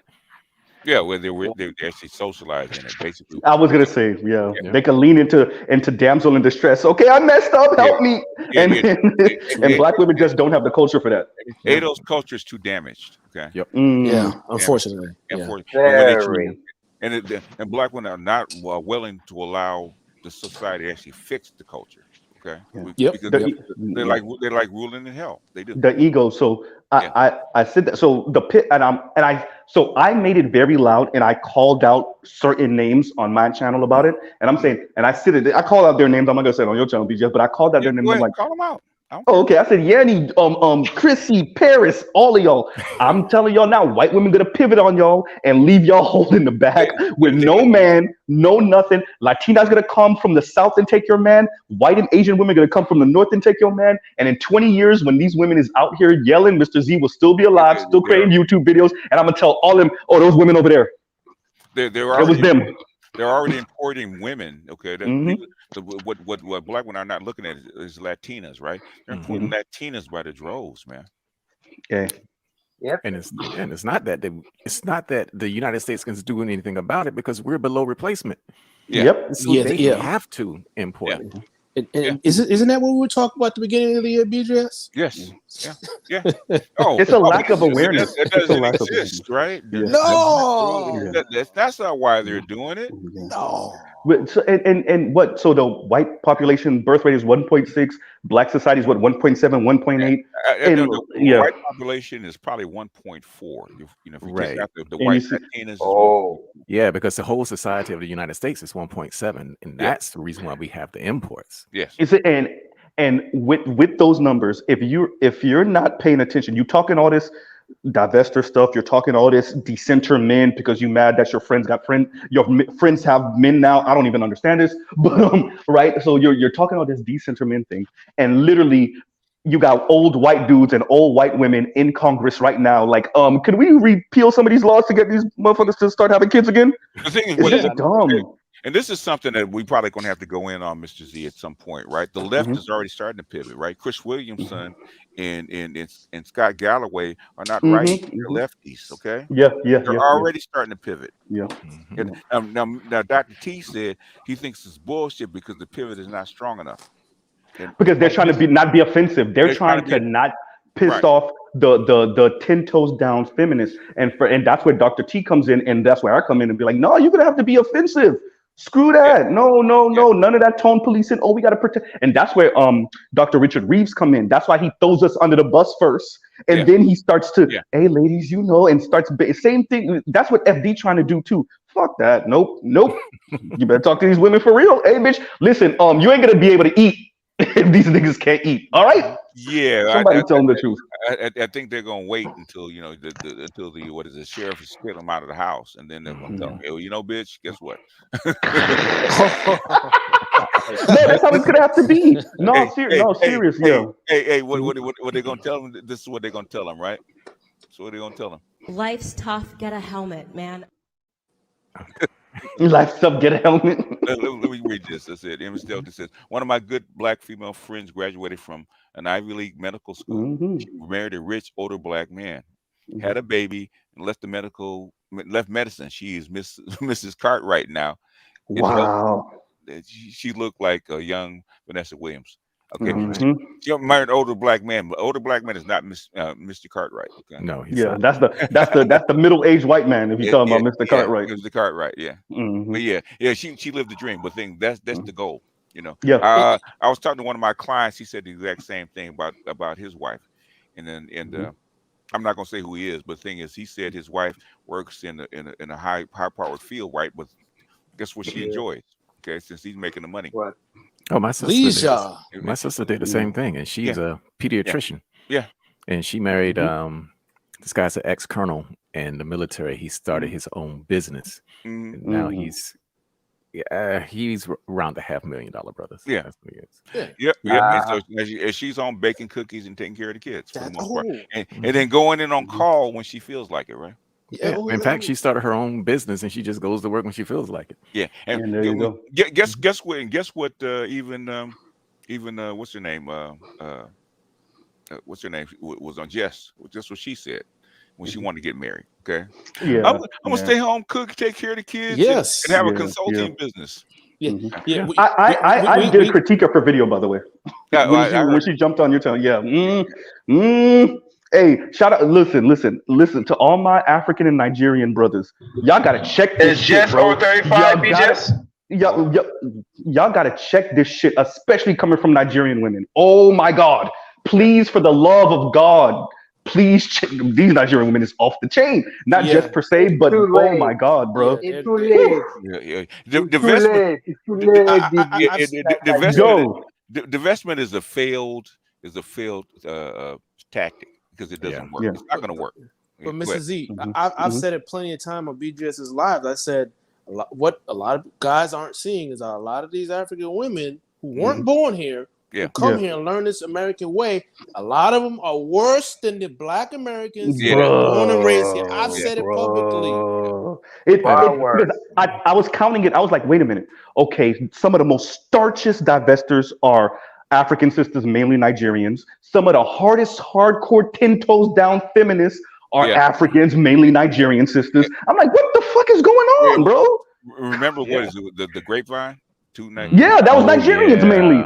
That was mainly Nigerian sisters. Some of them were Ghanaian and whatever, but mainly Nigerian sisters. Ashley Akuna and Uchechi and them was Nigerian, if I'm not mistaken. Man, man, that I don't know. I don't want to go in. I'm black. I'm black. I'm from the diaspora. I don't want to go in because I'm not Nigerian descent. That's why I'm asking African and Nigerian brothers what the hell is going on, right? Again, it's basically the same shit. Yeah, just told you out of her own mouth. Out of her own mouth. They really, and that aspirationalism is crazy. Again, they really think that being this, it's not even the top 10. That being this really within the top 1% is statistically like it's doable, like it's easy. It's the 1% for a reason. We're talking globally. You really. And that's why I was saying with Jess, a lot of these women, they go to college and they really lose their mind. They really think this shit is attainable. No, statistically, it is. That's why they call it the top 1%. And then they're really looking at the 0.01%. Like you don't know. That's what I was going to say. Yeah. But Fauci, you got to understand that they believe this because they're not ones facilitators. They think they come in existence and it's supposed to work and it's supposed to be laid out in their hand. That's not how things work. But that women, they don't have to worry about these things. But we men, we do. That's why they slam down the logic to their dumbasses. Well, they don't lie to black men. That's one good thing. They don't lie to us. Yes. I think it is the aspirationalism. So being Haitian descent, you see this in our culture too. With the certain sisters and even certain brothers, I ain't even gonna lie to y'all. The aspirationalism is on another level as children of immigrants, maybe even immigrants, but mainly the children of immigrants. Oh my God. And what ends up happening is that aspirationalism, whatever internal tribalism that's going on, you use that as fuel to get you into certain rooms, and in those rooms demand that you're anti-black to walk in the door.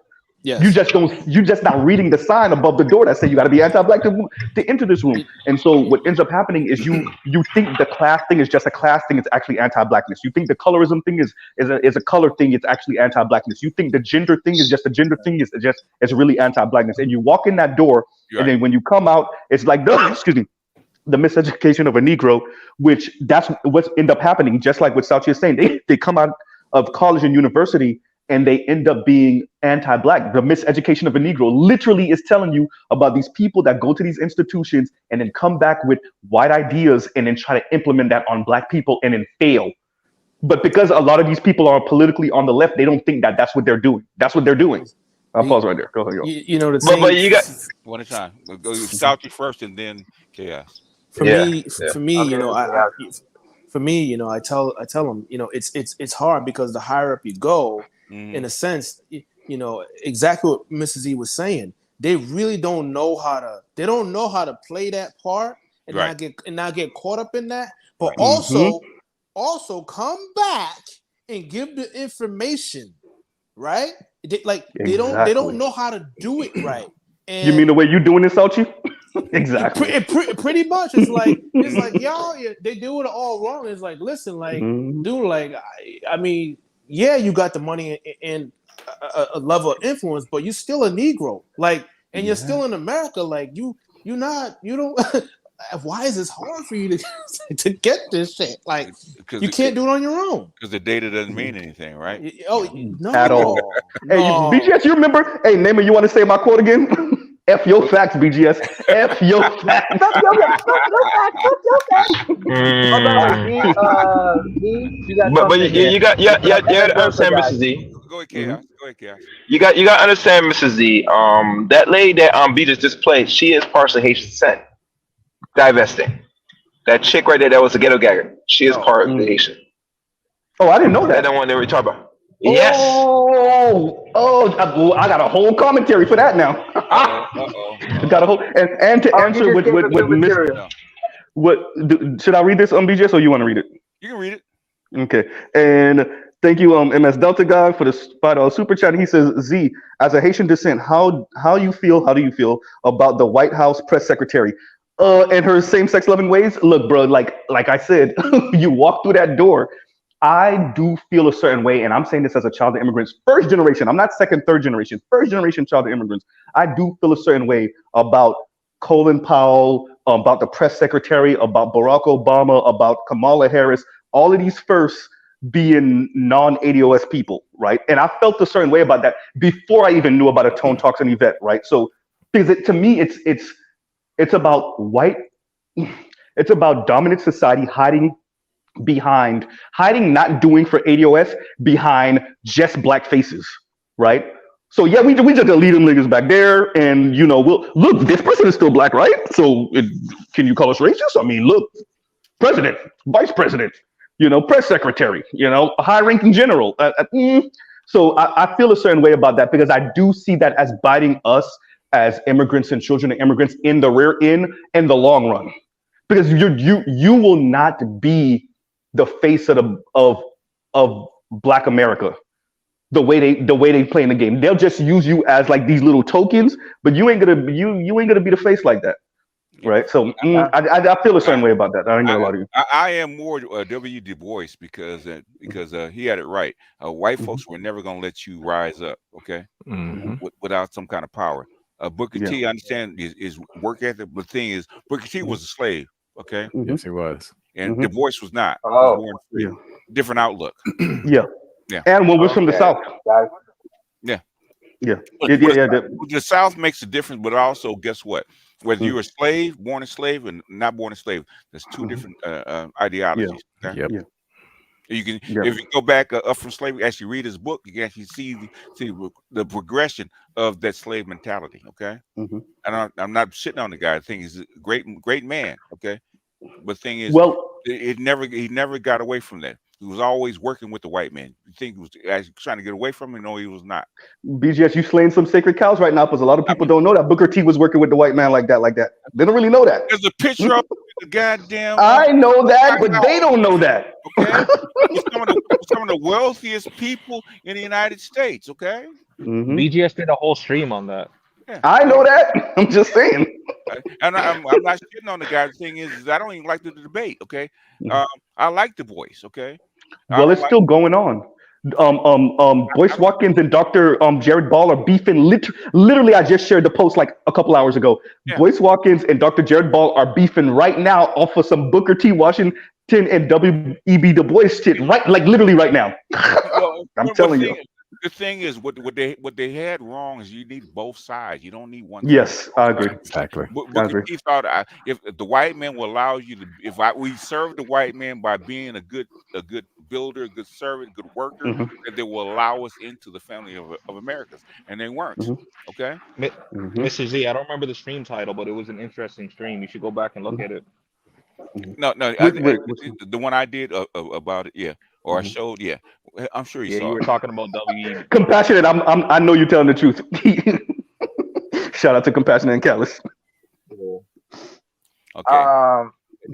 Again, Z, Bruce was right about it.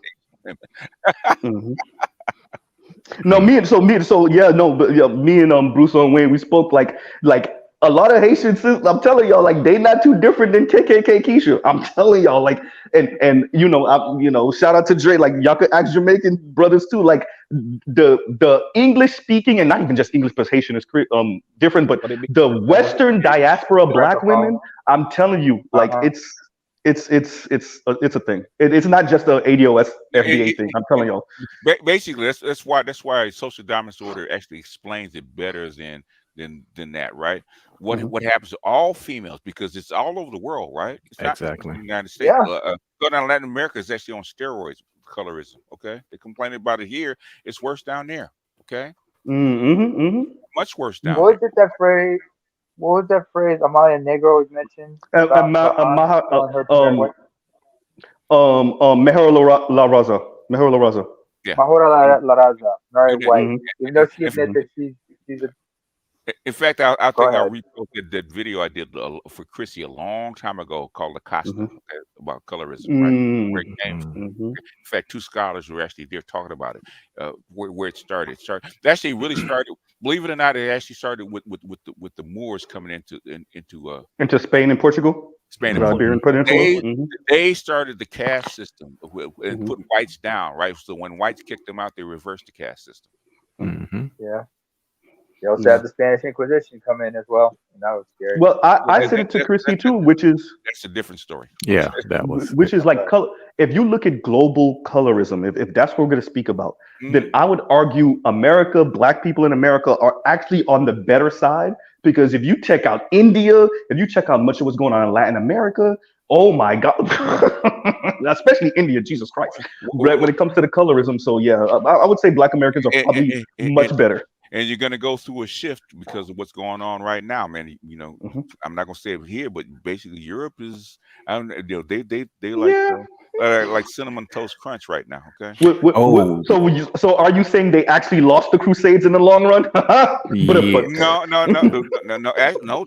Got to remember there's always a cycle, right? History always moves. It never stays the same, right? And the people, they're at the top. Sometimes they can wind up at the bottom. You know.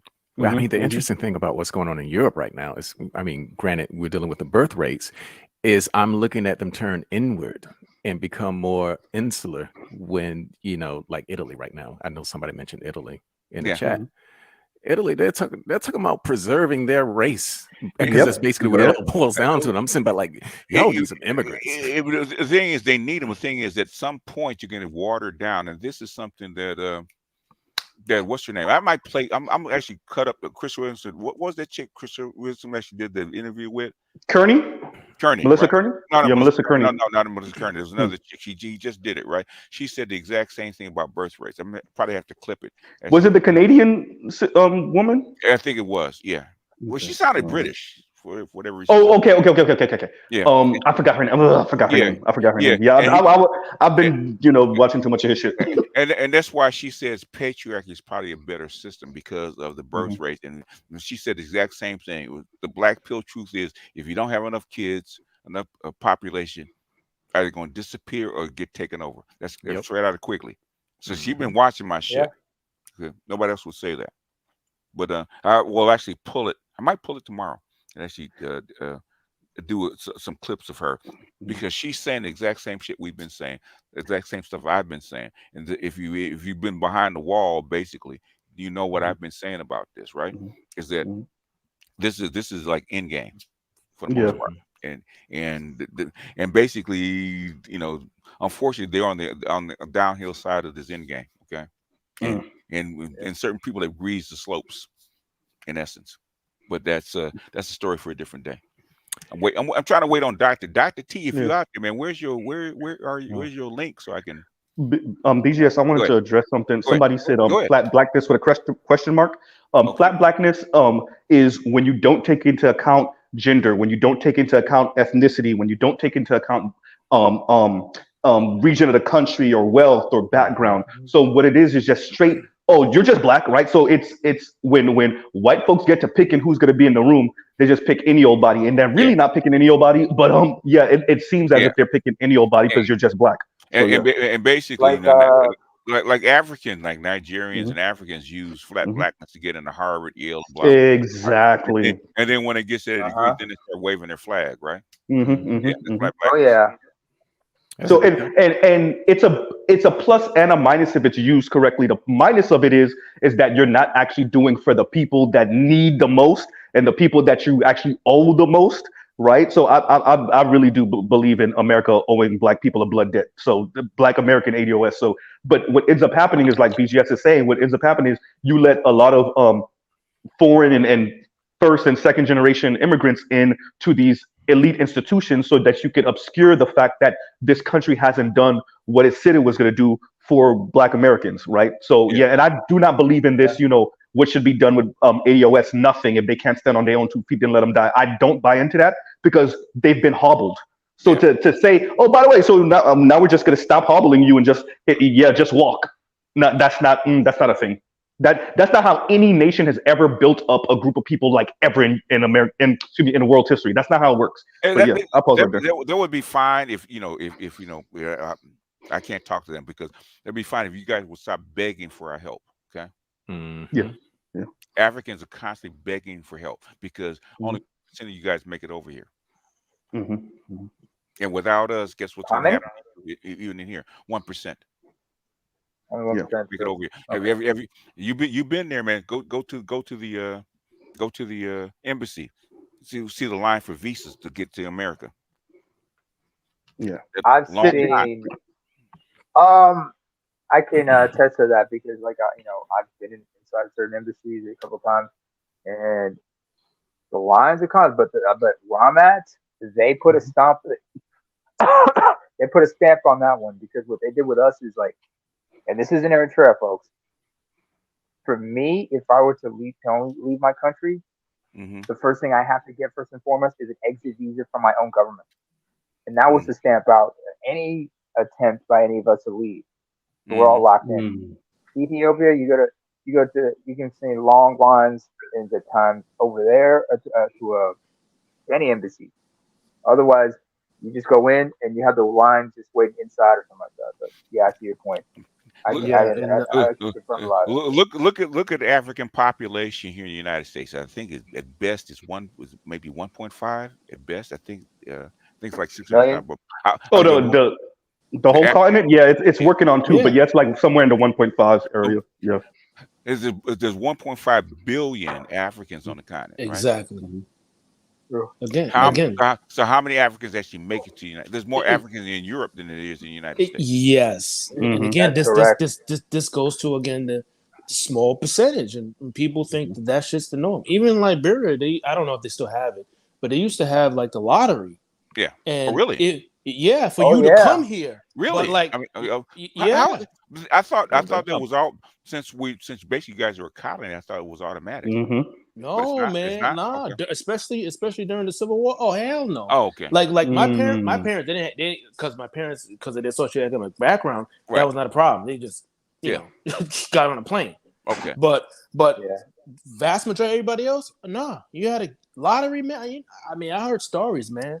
Like that's what I'm saying. Like people, that's why I keep on saying, man, Negroes are Negroes no matter where they go, man. People gotta chill the fuck out because, like, if you don't understand how you're being viewed, man, you got nowhere to go. And Salty over here talking about self-awareness. It's crazy, but hey, I mean, it's like okay, if one of us makes it, cool. Yeah, I mean, but like if obviously everybody can't be at the top, but if we don't know what's really going on, you're up there by yourself, and you're vulnerable. And black. I remember in the 80s and 90s, black Americans fought for the Haitians to be here. Man. Yes, we did. Yeah.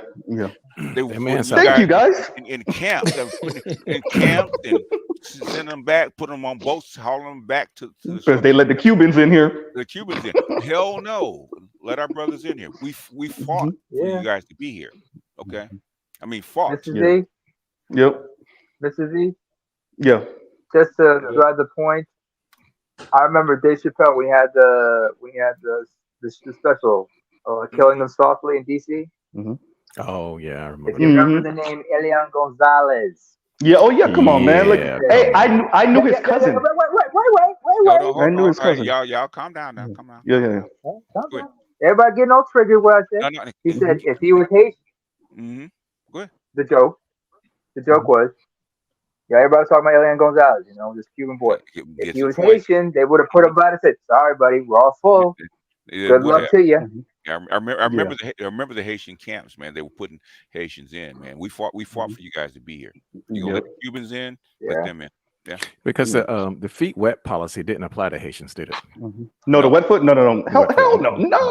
Yeah, They'll put our ass right back on the boat. No, my parents came before the '80s, but it was still the same thing. The surge really happened in the late '70s, early '80s with Haitians. I want to say it was really Baby Doc and Papa Doc. Like people was like, okay, I can't do it, right? So yeah, people couldn't do it. yeah, exactly. And so yeah, no, that definitely changed a lot of how people viewed. As a matter of fact, the first real Haitian immigrants that were coming into the U.S. in the late '70s, early '80s weren't actually claiming Haiti. Many of them were claiming to be Haitian. Many of them were claiming to be Jamaican. By way of because it was really some of the bullying. Remember, this is when AIDS and HIV started to become more and more popularly known, and so the whole rumor about Haitians bringing in AIDS and HIV and whatnot. So Haitians, many of them really tried to pretend like they weren't, and it wasn't. I say this all the time. It was not Haitian professionals that made being Haitian cool. It was Haitian street niggas that made being Haitian cool. It wasn't the professionals.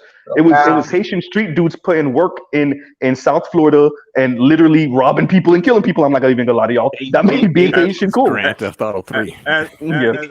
Did you really just say that the Haitians were claiming to be Jamaican? Yeah, no, seriously, they were claiming a bunch of stuff. Yeah. In the late '70s, early '80s, yeah.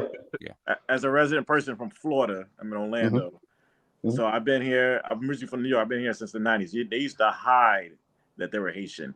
Yep. Because on my side of the family, I have Geechee, so of course we look similar to Haitians. So some of them would come up to me, speak Creole. I'm like, I'm not Haitian. They would look at me crazy, and they used to trip me out. They used to tell me, you don't have to hide. I didn't understand what they were talking about. I got that multiple times. I would say Haitians start coming out the late 2000s, say Wyclef, or Haitians being more popular. Yeah. And what people don't realize, when that earthquake happened, a big influx came here.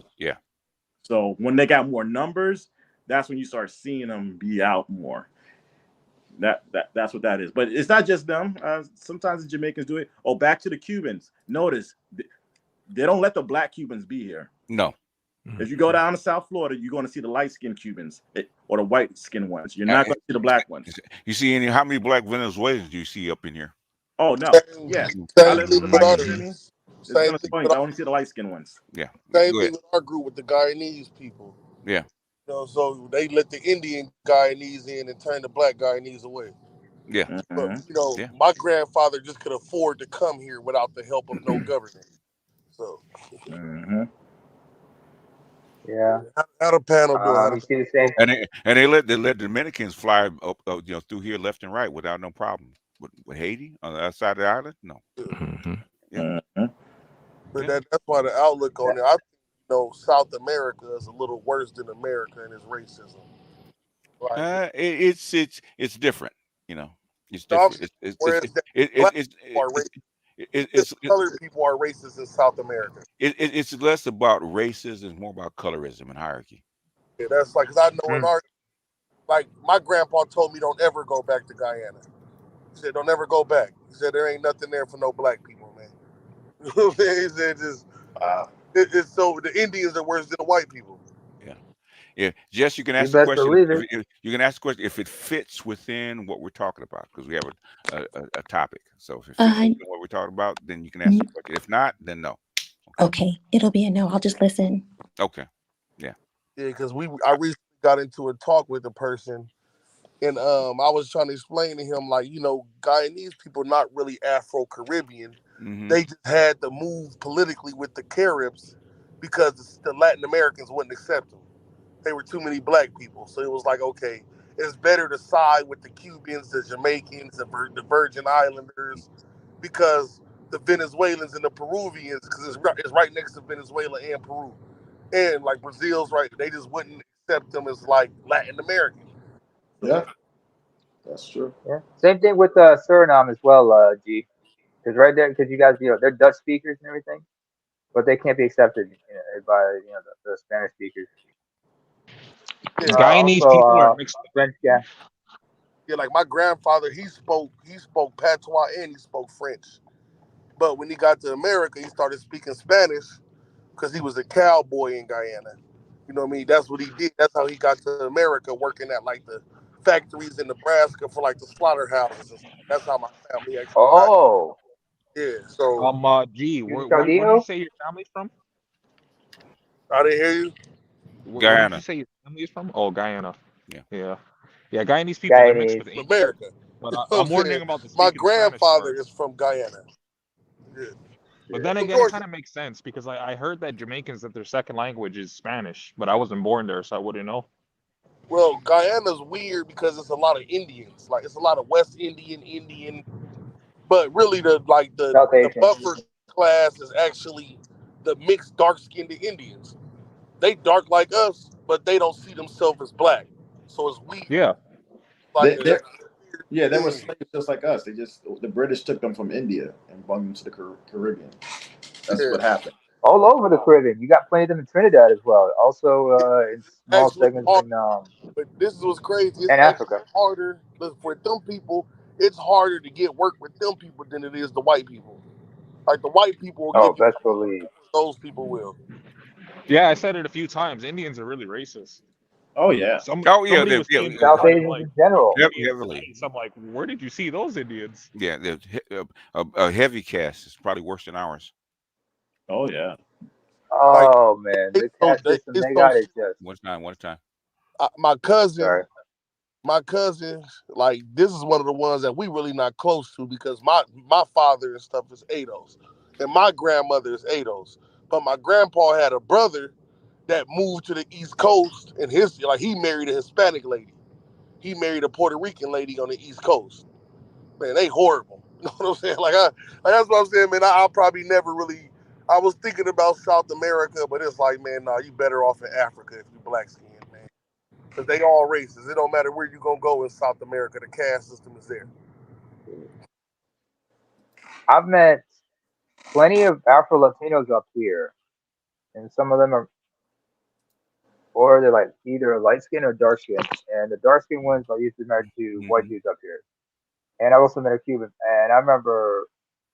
But the weirdest, one of the biggest surprises I had here was my brother has a good friend. She is half Guyanese and half one of us. Mm-hmm. And I met her father. I'm like, how the fuck did that happen? And I've talked to her, and she's like very attuned to our culture, to her father's side of the culture, despite the fact that she's very Guyanese through and through. And I'm like, oh, what we got here? Black Venezuelans. Afro-Venezuelans, huh? Afro-Venezuelans, yeah. Yeah, Afro-Venezuelans, Colombian. Yeah. Man, Afro-Ecuadorian. There's how you think they got there? Okay, how you think it was built? There's a lot of black people in South America, but you never know if you look at Telemundo. Yeah. No. Yes. Las Castas, sir. It's called colorism. Yep. That's the same reason. Well, what's her name? La Mara Negra, whatever. Yeah. She kept talking about Negra. You know what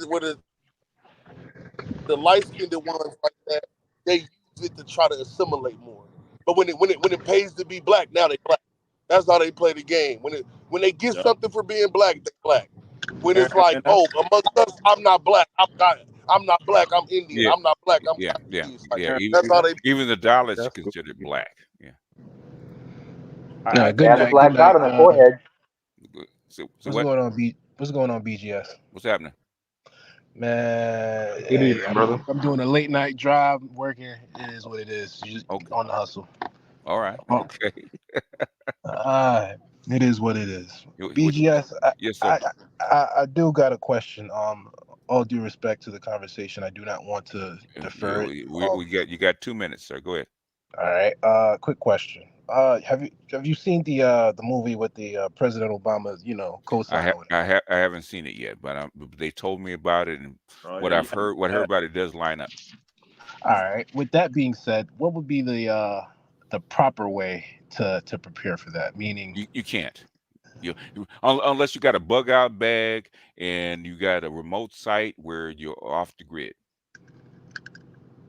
So not even a bunker, because I was actually looking into it. Like there must be some kind of affordable bunker. How do you? Well, yeah. Where? How do you feed yourself, and how long you want to stay down there? There was something out in Kansas, but I think those are from. They had a missile silos. Like Yeah, they were abandoned missile silos. Yeah, a lot of people do that. Guess what? They're off grid too. And those is for white people. The ones in Kansas, they were not. They probably won't even sell it to you.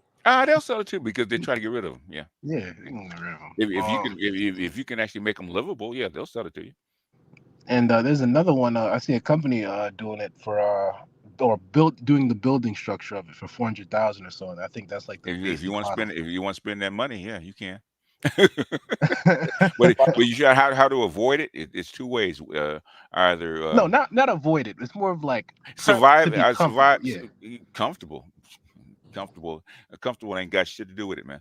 Okay. like don't get me wrong. I get the part. Look, I'm a rifleman. Have your AR-15, have your rounds, and you go out there, you need to hunt. And I could figure that part out. What I'm saying is a rifleman, is a soldier, man. You have a supply line to feed. No, I ain't no soldier. Let's get that. I go to the range every two. Okay, the thing is, you talk about a whole different level, man. It's got to be ready. Got to be remote, away from people, so where people can't drive or get to you. Okay, you have to be off grid to survive something like that, depending on how bad it is. Okay. Depending on how bad it is. But fortunately for something like that, they're probably within 30 days. You probably just need to have your food and stuff like that in the basement someplace and kind of hunker down. In 30 days, it should be back up and running. And something like that's not going to knock it out forever. They've been preparing for this forever. So temporarily it'll be knocked down. I say, but within 30 days, they'll have it back up and running at least like 50% to where you can actually function. Because if not, you're gonna have a whole bunch of people dead. Yeah. They can't come back up within 30 days.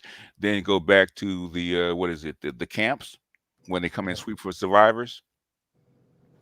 Those camps with those what do they call it? Those FEMA camps.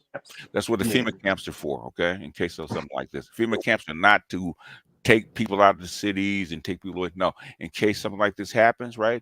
They just gonna let people kind of die off, and the remainder they're going to actually bring to FEMA camps. What scenario is this, BGS? This is something. This is the movie that the Obama's put out on Netflix. Yeah.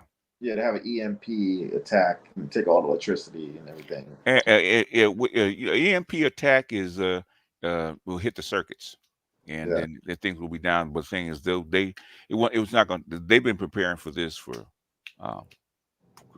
40 years. So within 30, 40 days, it'll be back up and running.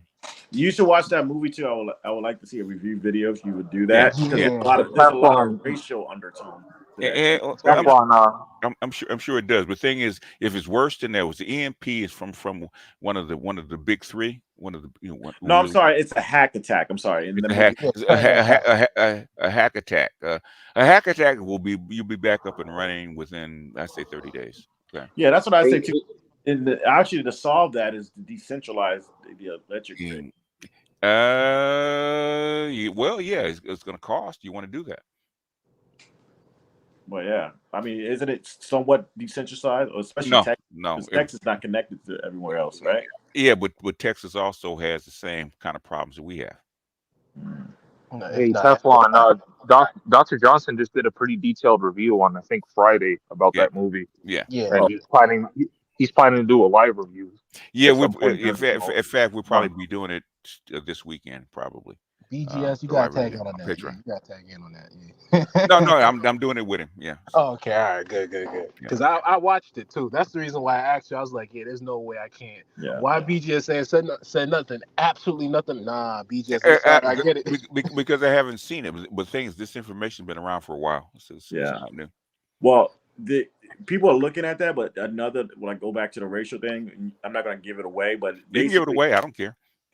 it's like they're saying low key, even though all this crazy shit is happening, beware of the Negroes. Even though the Negroes in the movie were very nice because he rented the house is an Airbnb house, and then the black guy Marshall Ali, he owns the house. That's his house for real. And something happened. The power went out. It was basically a power went out in the city. He has a bad leg. He can't walk up the stairs. So he said, "Fuck it, I'm going home." He's like, "Yeah, I'm sorry. I know you're supposed to have this for the weekend, but I can't walk up the stairs. My knee's fucked up. Hey, there's a downstairs thing." They're always looking at him weird because Julia Roberts is looking at him like, "You own this house?" Because it's like a nice mansion. Yeah. You know what I'm saying?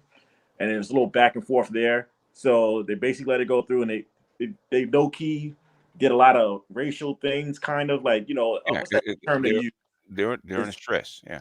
Yeah, you know what I mean? Because they're like, really, this is your house? And like he had a liquor cabinet, right? Which was already locked. We don't want to give too much away. Okay, not to lose the whole story. Well, I'm just giving an idea of the type of racial stuff. Under stress, it's going to happen because who they're going to protect first. Yeah. Well, this is just the beginning before anything it's crazy. Yeah. But what I'm saying, the racial thing is, when you first get there, they're on the highway, right? You know how some of these movies show what highway you're on? Yeah. Now, this highway doesn't exist in real life, right? Okay. All right. I learned this from Tyreek. He looked up those places. Those are all. We're not doing a whole movie review. Okay. So that was a quick question. I'm sorry, I didn't want to go. Good question. Get to a point and let's. Oh, okay. Well, basically, with the racial tones, is make sure you pay attention to all the names and stuff. If you look them up, they have something to do with slave rebellions. They probably do that. They probably did that on purpose. That's probably Obama putting that in on purpose.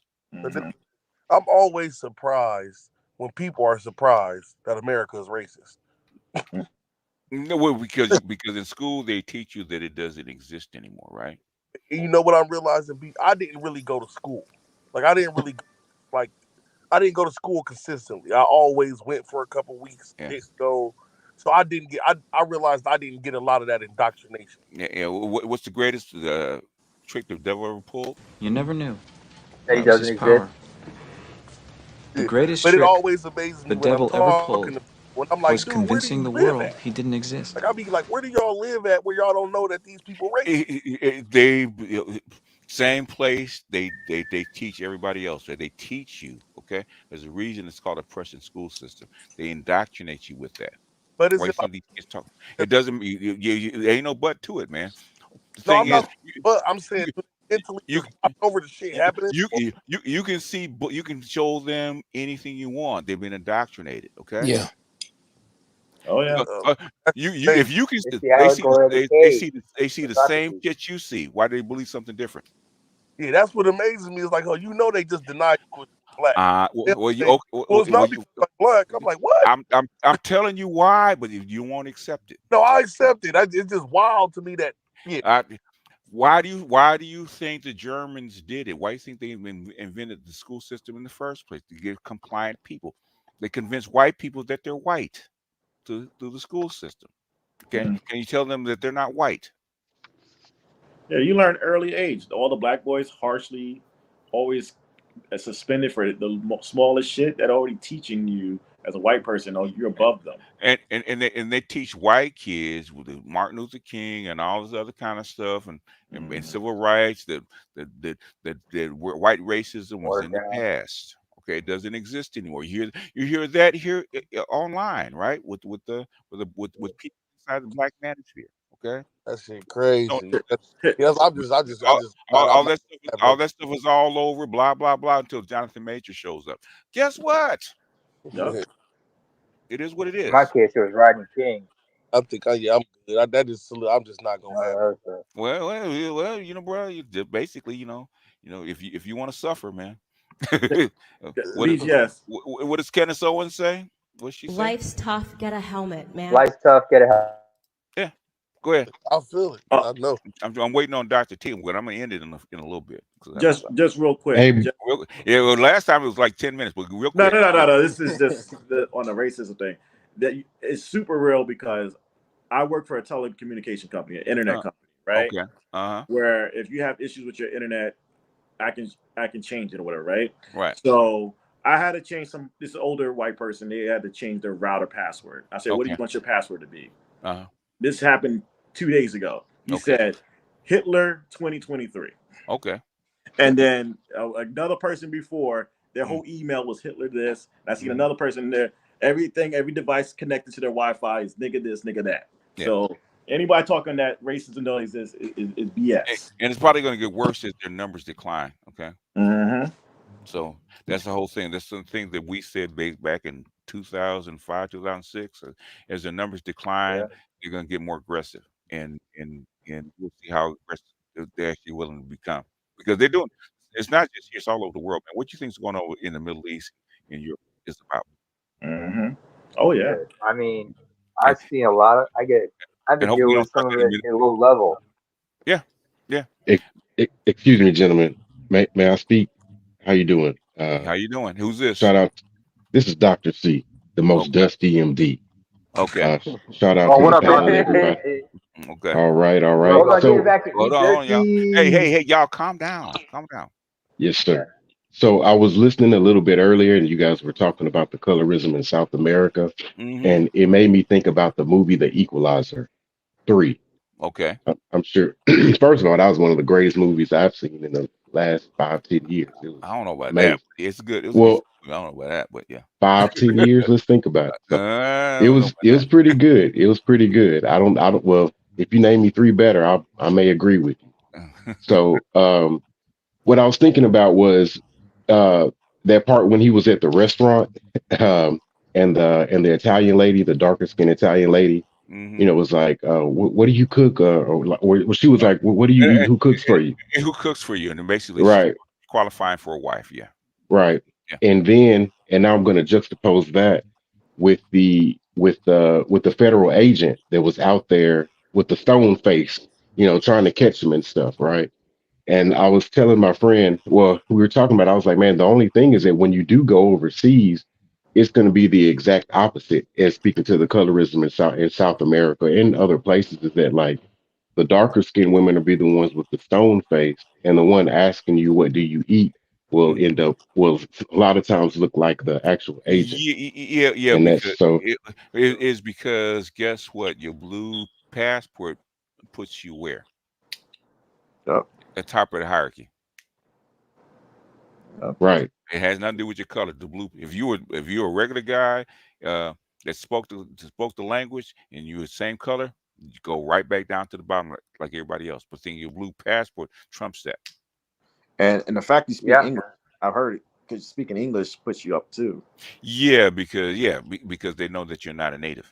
And also, I mean, and my point to that is that with or without the passport, it seems to be like the social fabric of it all is that it does become more difficult. Well, in at least in my experience, I've seen it be more difficult to talk to the darker native people of wherever you're at than it is to the like lighter when it comes to male female dynamics and things of that nature. Okay, if you speak the language, okay, and get to know them, okay, because they respect the hierarchy. Because guess what they want? They want white genes for their babies.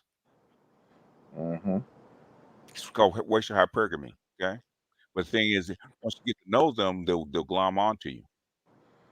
I mean, not really. I've lived out of the States for a while, and like I'm just saying, consistently, if it's gonna be like that, like she may be like what do they call it? Morena negra, no, morena clara, or something like that. So she's like, so she's like, you know, it may be like middle mestiza, but if they're darker and they claim to be Afro Venezuelan, Afro whatever, they are definitely on mejora la raza In y other ni words, importa qué pasaporte tiene. what if they can't get a white man? Okay. What if they can't get a white man? Then they're gonna die trying. No, they're gonna get the whitest thing that they can. They're gonna get the whitest thing smoking. If you have a blue passport, you go at the top of the heap. Okay. Yes, sir. Yes, sir. I understand. I'm just saying in actual practice, the darker ones, it'll still be a bit of a hurdle and I believe it's due to what it is due to the racial hypergamy, which brings it back to the stat. And that's what I'm saying. Like, when brothers get their passport and they go, don't be surprised when you have somebody with like blue eyes or something. You didn't even know they have blue eyed people in this country. Yeah. And they may be like, hey, stranger, you looking for a friend? Like, and then the sisters, you'll be like, hey, what's going on? Or whatever it is. And they're like, I don't, that type of because you look like them, and basically they don't immediately they don't see you as a higher status. Once they get to know you, guess what? You're American. They're gonna pick you because you're higher than most of the people there. They're gonna pick you. I just had like 4 brothers go down to Latin America, man. Same thing. Okay. They were actually taking the dark BPS, but taking the dark skinned sisters from their own men. Okay. Quick question. Because you go to the top of the heap. Go ahead. To add on to that, right? Does it Dr. Tia-san, he was talking something about this, about social hierarchy or dominance or something along like that? So we were just talking social dominance theory, Jim Sedanius, okay? Yeah. Go. In fact, I showed the book. Showed the book on Friday. Yeah, I think I was listening to neither BGS or Dr. Tia-san's out. Let me see if I can find the book. I'll show the book. Okay. Yeah, I just showed the book, man. I just showed the book on Friday. I went through a couple of pages. Go ahead. So I just want to confirm the whole thing. So what? I just want to confirm what BGS said about the whole blue passport thing, because I remember there was this is in 05 where I'm from. I remember there was a good friend of ours who's ADOS. Mm-hmm. There were two of them. One was from Jersey and whatnot. He came in 05 just because he was part of a student exchange program and everything. And I remember how a lot of women started looking at him because, his size and everything. They knew he was not of us, our ilk. Mm-hmm. But once they noticed he had that blue passport, a lot of them started flocking around him. Yeah. And I was not surprised. That blue passport, because I remember there was a dark-skinned sister. She was from from an ethnic minority. And I remember meeting her, and she was like, she looked at me. No, she knew what I was because, I'm from the ethnic majority. And she looked at me in a certain way. But once I started conversing and she was open to me, she talked to me, but she was with him, and I understood why, and I didn't bat an eye about it. I mean, certain motherfuckers, I remember coming home from overseas, a lot of women would flock to them because they had that a certain type of passport, whether it was US, Canadian, or some European one. It is true. This confirms what you're saying, sir. I've seen this for years, so this is nothing new, but I don't know why some people just don't want to acknowledge it. Yeah, Jim Sedanius was a Harvard professor when he wrote this book. So, social dominance is the intergroup theory of social hierarchy and oppression. Okay. Cambridge Press. All right, good enough. Appreciate you. Just screenshotted it. All right. I'm gonna, since Dr. T is not gonna want to start his stuff up. Last question, and we're out of here. I just want to say thank you, BGS, for having me up. I'll come check in at another time. All right. But the thing is, the reason we show this about social dominance order, right?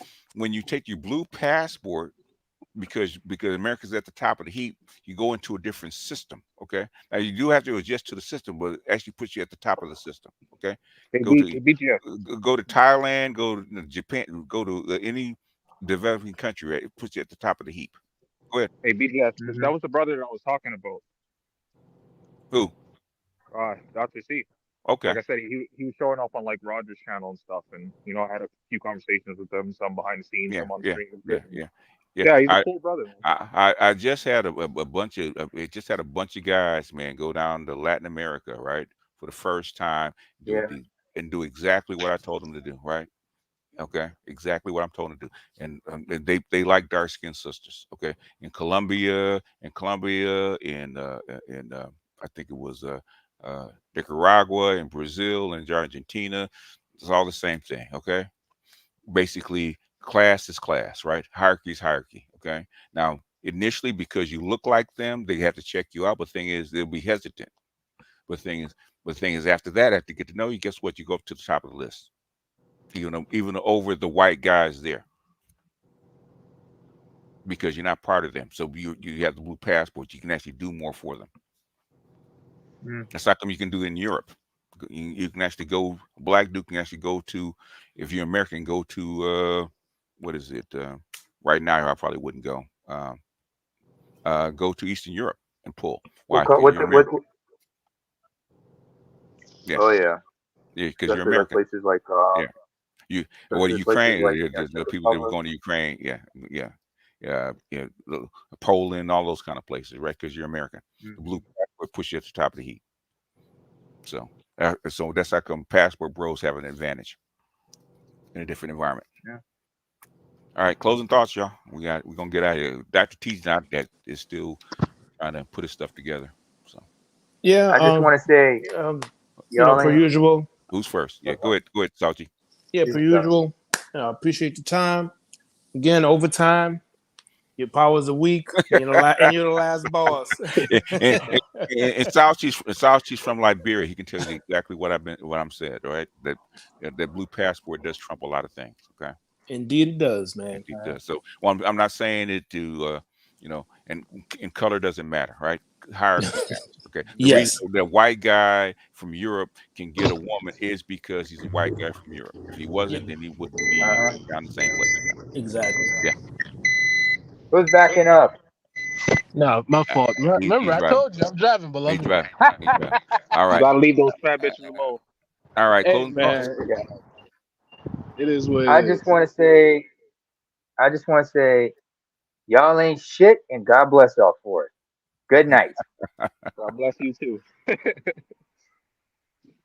BGS. Yes, sir. I'm just gonna say thanks as usual. Another interesting conversation. Peace.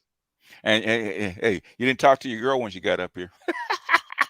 Well, I like the fact that you curved her. Yeah, I like that. Well, basically, no, I didn't curve her. Basically, she wanted to ask the question. She could have jumped into the rest of the conversation. She wasn't going to talk about the topic. Well, she asked. She was polite. She asked. Yeah. Yeah. So she has class, sir. Go ahead, Chaos. 1 second. 1 second. All right. Go ahead, Teflon.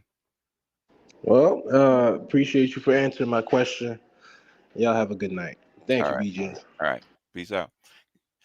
You got 30 seconds, Chaos. What you want? And really, to really wrap up, I hope there's more by the week or more of this divestment edition. That and I didn't really cover much, but I know another content creator that's from Haiti was going in on one particular chick that was father was white, mother was black, but they're from Nigeria.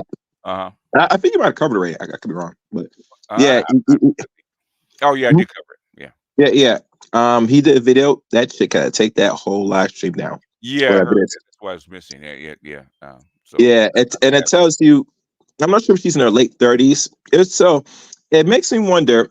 And there was another chick that was talking about femininity and all this nonsense. I'm saying, isn't it ironic you ladies listen to women that push femininity, but behind closed doors, one they're not married. The other one is married to a man that's not even up to her level. Will you take advice? No, well, they have to sell it. Maybe if they're accurate, I don't have a problem with it. So you live it or not. BTS, a good portion on it. I'm sorry, what you say? Go ahead. Well, if they're accurate with their information, I have no problem with it. Okay, when they're not accurate, that's why I have a problem with it. But let's be honest. How often do you think these women are going to be accurate in information? I don't know. The thing is, if they're going in the right direction, we have to promote it. Otherwise, we can go back to Cynthia G and Chrissy and Paris Milan and those kind of folks. What do you want to do? I mean, they're going to be on the internet regardless. So no. What do you want? The vast majority of women to go back to where they were 10 years ago. I mean, they could do what they want. I don't care. Well, then you have no dog in the fight. So leave the ones that are talking the good shit alone. Well, like I said, they're gonna listen to anyone anyway that sounds good to their ear. If we tell them opposite, they're gonna be turned off. They're gonna attack like always. One day, we're gonna sit down. I'm gonna show you how to play politics the right way because you're not doing it. Okay, you're not listening. Okay, how do you get a move? You should know this by now. You've been here. Where did we start as far as the Black Manosphere? Where were we in 2015? I wasn't listening to y'all in 2015. I came across y'all at 2019. 2019. Okay. In 2015, guess what? There was virtually nothing. Okay. Mm-hmm. Where are we now? Stuff is global. Okay. Mm-hmm. In 8 years, going on 9 years in a few months. And this stuff is global. Okay. How do you get there? By propaganda, just a thought. Exactly. So learn how to play the game, sir. Unless you got a whole bunch of money, you got $1 billion. You know, propaganda is always a good weapon. No. Do you have $1 billion? Answer Do I the have money question. right now? No, I don't have that on my repertoire. So you have the tools. You have to use the tools that you have, right? What tools do we have? And the best tool is the internet and propaganda. So goddamn it, let them talk their shit. Okay, let them spread it. Feel me? Unless you got money to pay them. I ain't paying these chicks. Well, they ain't paying this shit. Well, let them do what they do, right? As long as they talk a message, they spreading our message. Let them spread it. Mm-hmm. Stop hating on them. Okay. I'm not hating. It's bringing attention. You brought them up. You brought them up. We're not going in on the divestors. Leave them alone. They're talking the right shit. Let them do their thing. Okay. All right. All right, y'all. I'm gonna read some cash apps and we out of here. Okay. I don't know what to do with you guys, man. You know, I have to pray to Dr. T. What am I gonna do with him, man? They're not learning. Supreme Pivot, appreciate you. Who else? Mr. Blue Collar, appreciate you. And was there one more? I don't think there was one more. I think that is it. I got to work on some charts tonight, so that's what I'm gonna be doing. If you have charts coming, I'm actually gonna do that. Yeah, the thing is, man, and people say this, right? Okay, I'm gonna say this: you niggas don't know how to play politics correctly. Okay, even though you see me do it, I demonstrate that almost every day, and you see the progress. What part of this don't you believe? That's what I'm questioning about. Y'all still don't get it. You see it right in front of your face, but you still don't get it. Why? What are you guys really hoping for? That's what I'm wondering. No, BGS, that shit don't work. Nigga, it just worked. What are you talking about?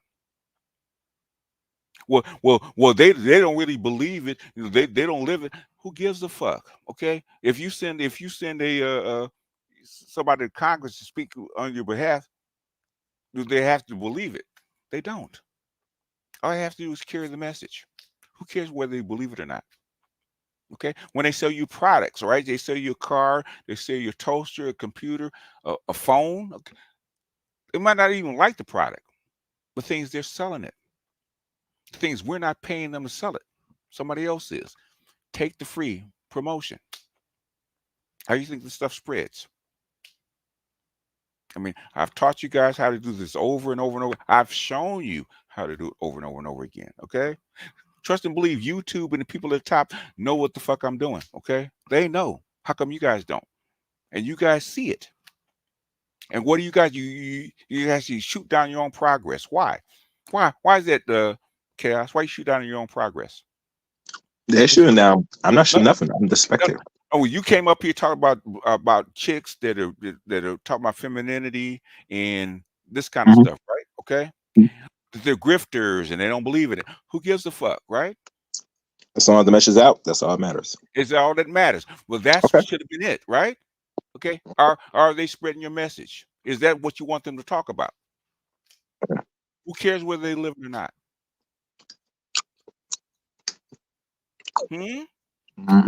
Huh? You feel me? Okay. Absolutely. You feel me? Okay. We have to play that Deion Sanders thing. Boy, Billy Boss. When you actually promote somebody for president, do you care whether you like him or not? Nope. Thank you. That's the way the game is played. Okay. Feel me? Yeah. You have to play that propaganda game. My thing is with you guys get stuck on some bullshit, man, and shoot down your own message, your own progress. People making progress, you try to shoot them down. Why? I don't get it. And with Kevin, y'all tried to shoot him down for like 2 or 3 years until you couldn't. Until he died, really. Why? He's carrying your message. well, Kevin is this Kevin. Who gives a shit? He's making progress. Let the man make progress. Okay. You guys are like It can be a lot of progress. Can be a lot of progress in a short period of time. Say what? That's like that. Can be a whole lot of progress in a short period of time, which a lot of people hate. And they hated him for that. And the very people he was trying to help hated on him. Okay. Why is that? Because they're jealous, envy. They want to be the head honcho, or say, I'm the one that should people be voicing, listen to me. It's some ego thing. Now that he's gone, who's taking his place? I'm trying to remember who takes place now. I'm trying No. to Who you should know who he is if you're taking Kevin's place, right? He'll be famous. Who took his place? I don't have an answer, BJ. I can't guess. Yeah. Nobody. That's the answer, right? Okay. He's not there. Why are you jealous? Okay. Now you have the mic. What you gonna do with it? That's what I thought. Anyway, let me get out of here. Take care, everybody. All right. Peace out.